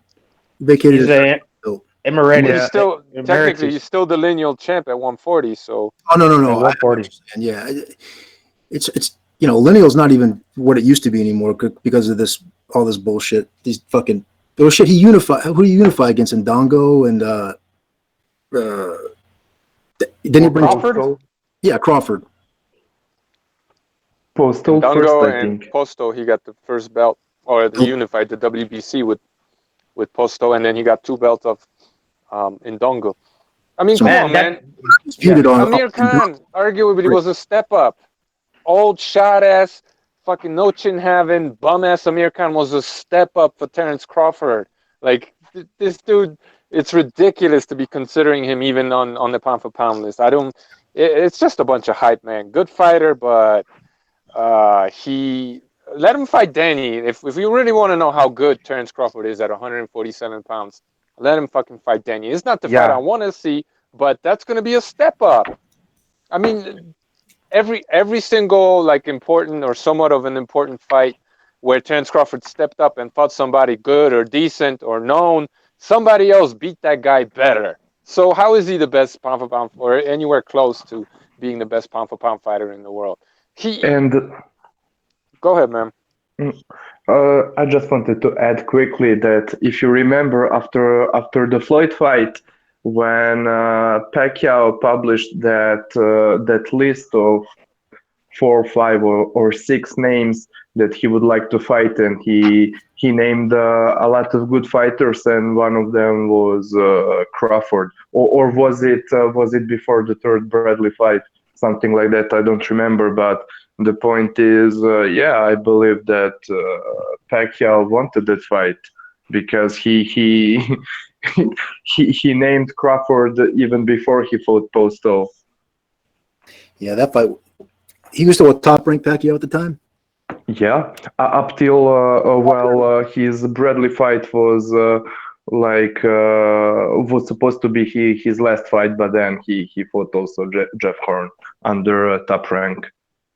They didn't want Terrence Crawford fighting old ass beat up Timothy Bradley, bro, because that was gonna be a tough ass fight.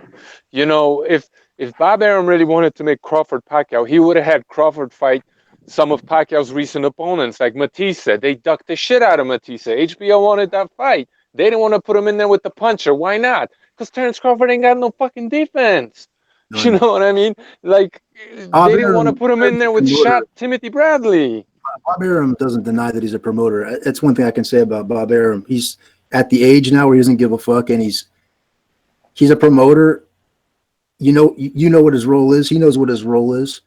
So you gotta. It's gonna be tough for him to put up a guy like Crawford, who, like I said, he's got matchmakers. They got to be telling him, look, let's just say you got 10 more years with this kid, 6-7 more years with this kid.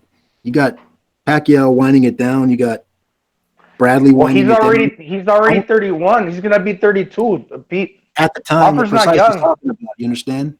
When Pacquiao and Crawford were both with Top Rank, as well as Bradley, you're never going to expect Bob Arum to put a guy that his matchmakers are telling him the truth about. Let's just say that. I don't know what they're exactly telling him. With a guy that's on his way out. You got 2 more fights with Pacquiao. He's going to wind up sparking out Terrence Crawford when Gamboa's fucking got him dancing around. You know what I mean?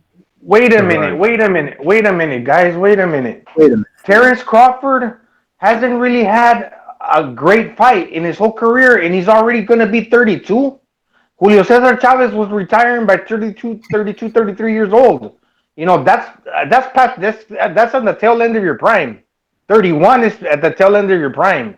So all of a sudden he's going to put up the best version of himself, which, I mean, he doesn't have that much ring cover. He hasn't had that many tough fights, but okay, that's a tail end of your prime, but you haven't had a notable win at welterweight, and people are already considering you like a special talent never seen before.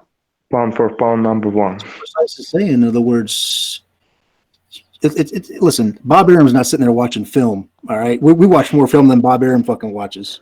So he's got matchmakers that are saying he's got people, staff telling him who's who. So I think along the lines of what Precise is saying, you promote the guy as best you can. Even, you know, I'm not even on the inside, and I'm watching him come out looking like a raisin coming out at when he was fighting at 130. No, definitely. They waited to the end. Because he's 31 now, and you could tell Bob Arum is desperate because he's calling out these guys because he's got to make the fights happen. They waited to the end. He has no choice because he knows that if they keep waiting, they're going to pass up on Crawford's prime because he's already 32. So, goddamn, when are they going to make the good fights happen? When he's 34? Now the pressure is on.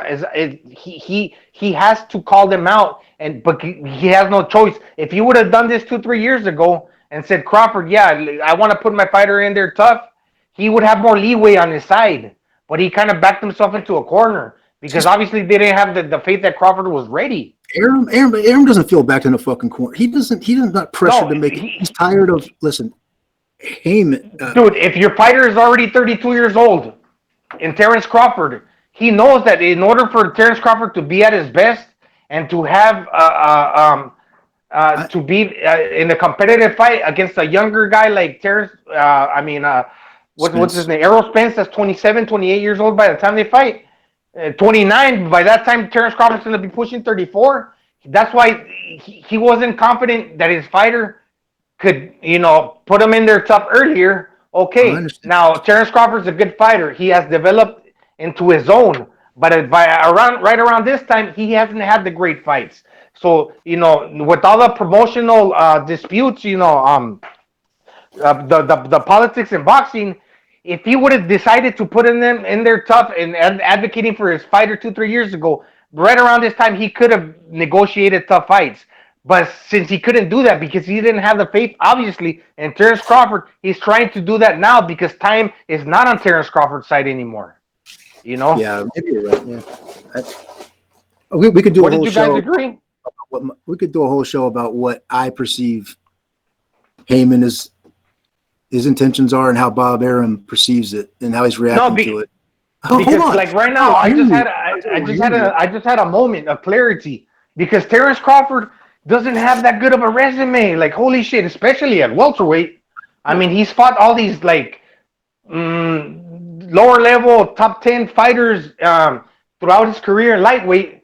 I mean, and he did unify, but that division was very weak at the moment. Look, that division right now is nowhere near as comparable to how thin it was a year and a half ago, 2 years ago. Right now, you got Maurice Hooker, you got Ramirez, You got Prograis, you got Josh Taylor, you got all these fighters to where if Terrence Crawford would have been amongst those, he would have been another contender within those guys, you know. But look, his resume, who has he beat? How many champions aside the unification with Postal and Dango? Who else did he beat? I mean, it's just crazy. He's 31. You're forgetting about Diaz. 31 now. Forgetting about Diaz. Yeah, but I mean, there's no. I think I'm joking, but in all seriousness, Precise is alluding to is that even the fights that even the competition that he has faced, the W is there and all that, but he's won them in a way that exposes him a little bit. If you're watching boxing, if you're really paying attention to it, so I don't know. Just the PBC, their inability to cooperate, their unwillingness to even if they don't like each other, or it's more like with the PBC that they're trying to make it a monopoly. But even like with ESPN and the Zone, even if these guys don't, and Oscar De La Hoya, even though these guys might not like each other, they're still willing to work with each other because they know, in the end, you're doing your product a disservice because it's just, I mean, you can't be the PBC and think that you're going to do in-house fights and that you're going to make all the money and that you're going to make your fighters into superstar if you're not matching them with other fighters and other promotional entities. Because it just doesn't work like that. There's other great fighters elsewhere, We could do a whole show. The PBC thing's not about making best fights and all. They can't. They're right now. It's changed over the time that they've been around, but right now they're available. But you have to pay them astronomical fucking money for them to let one of their fighters fight. What happened with when who was it? When Danny Garcia beat Granados, he called out Manny Pacquiao. What happened with Thurman before that? He called out Manny Pacquiao. They're all calling out Manny. Maybe not Sean Porter because he was Manny Pacquiao's sparring partner for many years. So he knows. I mean, this is in-house PBC. Sean Porter would fight Pacquiao in a second. No, all of them would, because they know that every one of us, at least, I'm buying that fucking. If Pacquiao's on TV, unfortunately, I'm buying it. Yeah, they have no reason. They have no reason not to because he's a superstar. They would get a big paycheck, and he's older. But I mean, the only deterrent would be his age. But it was like what it's exactly what I think Precise said this show ago. Manny Pacquiao was trying to make these before he was with Al Heyman, and they weren't even thinking about it. Now that he's with him, now all these guys with him. Right. Yeah.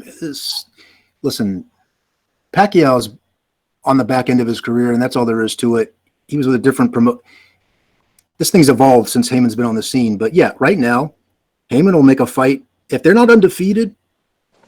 If they'll make a 50-50 fight in-house, if nobody's undefeated, pay-per-view. Someone's got to buy the fucking fight, right? So Pacquiao's going to sell fights. Pacquiao will sell that Broner fight. There's a certain minimum number of pay-per-view buys that are going to happen with a Pacquiao fight. You follow what I'm saying to you? But whatever that number is, I'm not sure what it is, but a certain minimum, maybe what 300,000, 400,000. There's a number. That's big. There's a number. Yeah, but that's big. No, that's what I'm saying. There's a minimum with every fighter, I'm sure, but I'm saying there's a sizable good number that Pacquiao will sell pay-per-views. Yeah, Manny Pacquiao's lowest number would beat any other person's biggest number, any other boxer's biggest number. I don't know. All I know is that now that he's with PBC, they'll put Garcia against him. They'll put Porter against him. I think he's fighting Keith Thurman. They're closing out those negotiations for it's for July. June the 20th. July or June? July. Yeah, okay. June or July. Yeah, pay-per-view, no problem. They'll sell you a fight. And I think Spence already told us what's going to happen. He basically told Manny Pacquiao, they're going to rob you. They're going to rob you. Say again. What happened? Spence already made the comment. He's like, they're just using you. You know, they're going to rob you. He said that to Pacquiao? Spence said that Pacquiao's going to get robbed. That's how I read into it. Yeah, I think he's there to get beat. Yeah. But I think also that he's going to run. He's going to touch and run, basically. Yeah, he's not trade with them. Even though Thurman's got good power, I mean, he's not willing. I think Garcia would be out of those two. I think Pacquiao would have an easier time with Danny Garcia. I think that would be a tougher fight in my opinion. I mean, you don't know. He'll be there to hit. I see what you're saying, Pete, but I don't know. He's just a hard hitter. If he can't hurt Danny Garcia, it's going to be a tough night. Yeah, I don't think he'll knock him out and just. I mean, Garcia's bigger than Pacquiao. He's bigger and he's got good power. Considerably bigger, because I think Danny Garcia is a bigger man than Floyd. And when you saw Floyd next to Pacquiao, it was you can see the significant height and weight difference, natural weight difference. I think a lot of them are bigger than most of them are bigger than Pacquiao. Well, yeah. I mean, it's stupid to say. I agree, Pete. Like most of these guys, he's a lightweight. He's got a lightweight. He's been a lightweight the whole time. Garcia's like a mini Canelo, just like a little bit smaller than Canelo. To tell you the truth. He's 5'8". He's 5'8", and he's. Oh wait, no, you're talking about Danny Garcia. I'm sorry. Yeah, Danny Garcia. Danny Garcia, he's like a mini Canelo. He's just like a little bit smaller. He might be taller. He might be taller. They're about the same. Yeah, I think they're 5'8", some shit like that. I think Canelo, he's 5'9". I just never seen. I've never seen Danny Garcia get with anybody with any kind of footwork. You know what I mean? It just seems like that. I haven't seen a fight where he really. Like in other words, Keith Thurman, he moved well laterally, you know. And then he started running. He fought Keith Thurman. Literally ran. I'm sorry. You talking Thurman Garcia? Yeah. Yeah, he fought Keith Thurman, and there was a close fight. I thought it was only close in terms of. It shocked me the styles, especially Thurman. He stuck his head in the fire a little more than I thought he would. No, you know, I mean, he got in there and fucking stood there. He did in the beginning. Yeah. Like, I think it weared him out. When he started getting hit with some body shots, you know. Yeah. Especially in the second half of the fight. At that time, he could have used his feet and I think just boxed Danny Garcia all around. You know, like Lamont Peterson just made a fucking mockery out of Garcia. I thought, guy was just like doing circles around him, and then he stopped and walked him down when he wanted to for 2 rounds. Then he started, shuffling and whatnot. But I thought Thurman, that fight there. That's a fight where you saw in the media, again, I know it's not everything, but you watching that media workout, the open workout, and Thurman's like leaping across the ring, like throwing like a leaping left hook, like a crazy fucking. I'm going, what is he? Yeah, he does that. He's got good legs, but he tries to get too cute where he considers himself like this elite boxer that he can get surprised when he tries to do that because he got clipped by Jose, what's his name?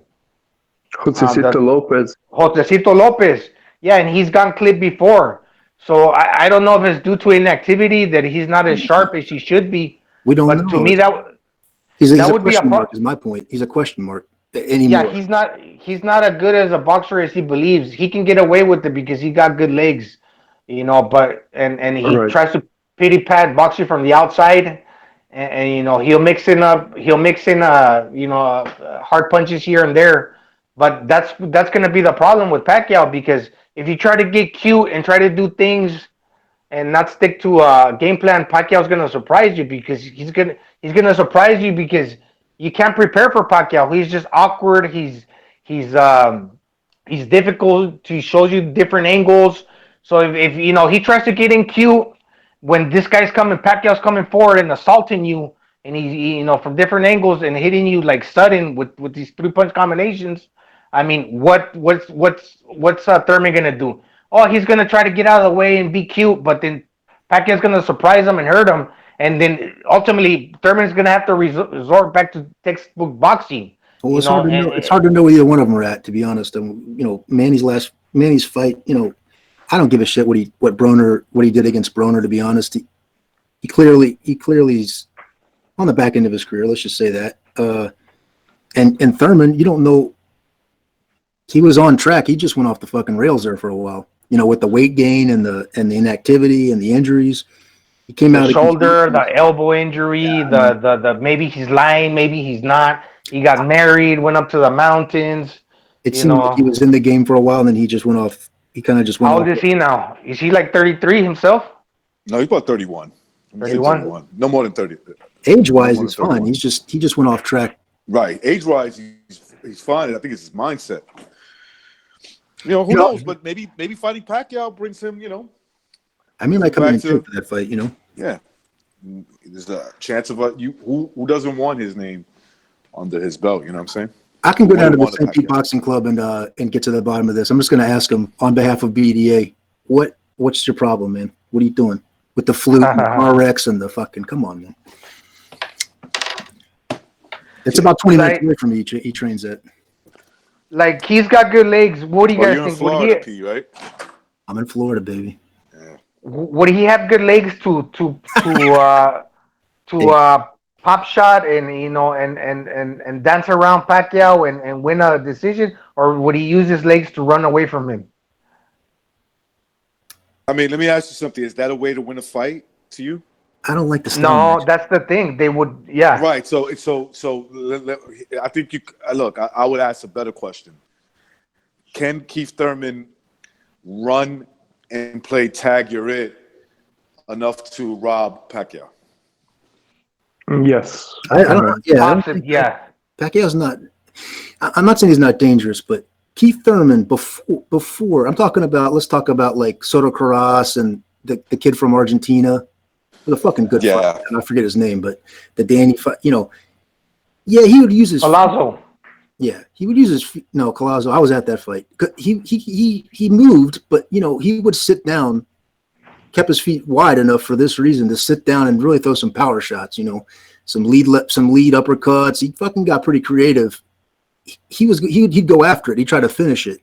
Now, what I saw against who's this kid here?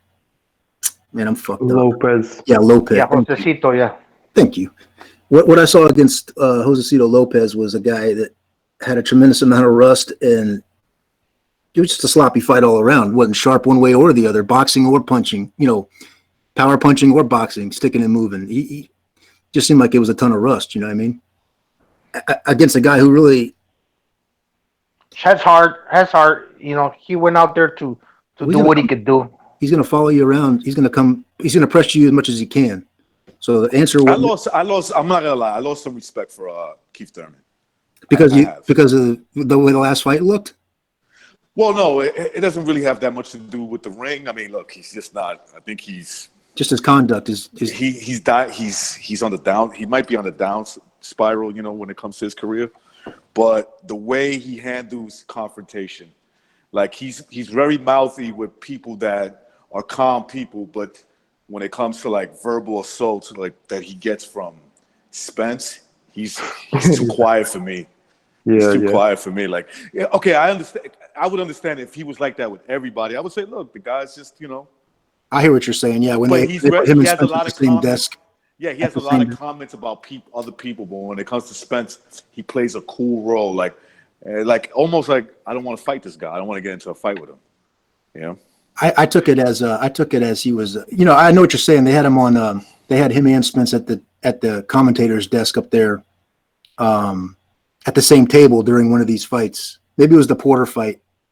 They had him, they had Thurman, and they had Spence, and they're talking about can this fight happen? And he was talking about his arm, and we'll see. To me, it seemed like he was conflicted. I think he was in a disagreement with Heyman over something, and I think he seemed like a depression type of thing. He just checked out. I mean, I know what you're saying. It seemed like he just turned all that off on purpose for a while.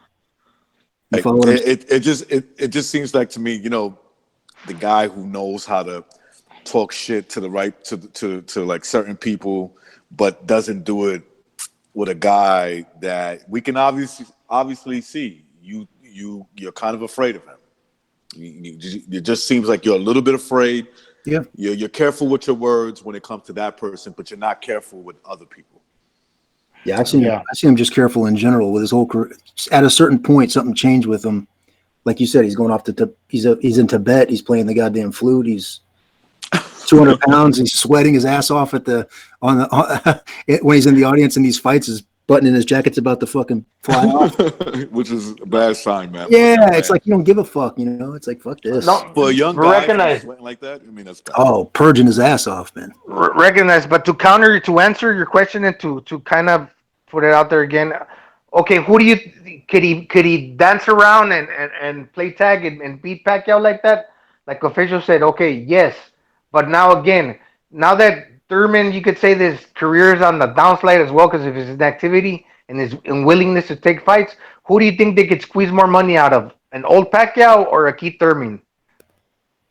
That's on the tail end of his career. That's a good question. Hey, man. I never thought Keith Thurman had the kind of footwork like I hate to keep bringing it back to Lomachenko, but like a Golovkin.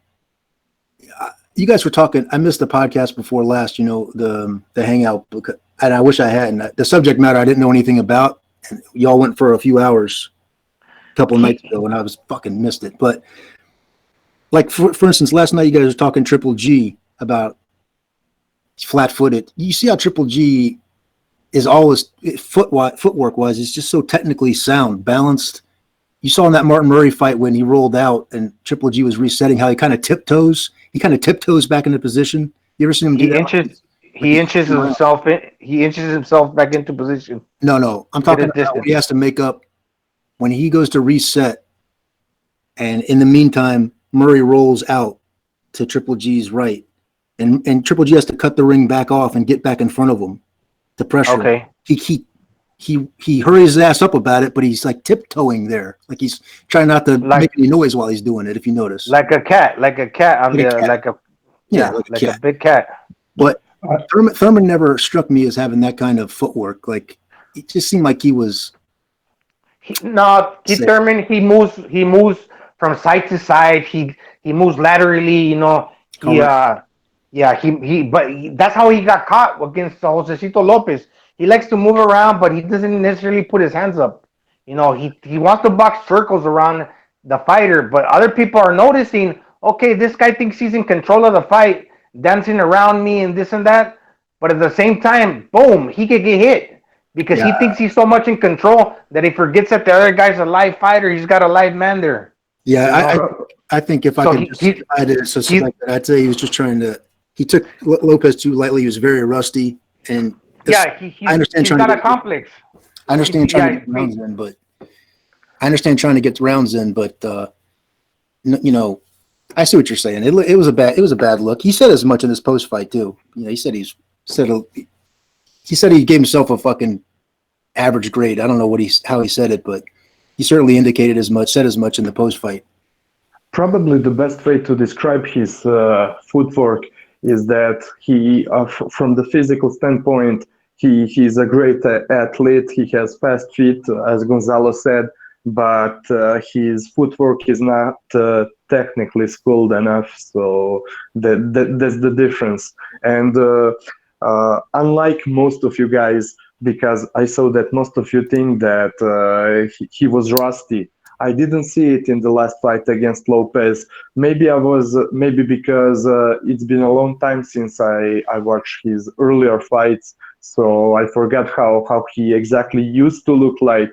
But to me, he from the athletical standpoint, he looked pretty good to me. My problems with him in the last fight was same as usual. His technical problems in defense, in his footwork.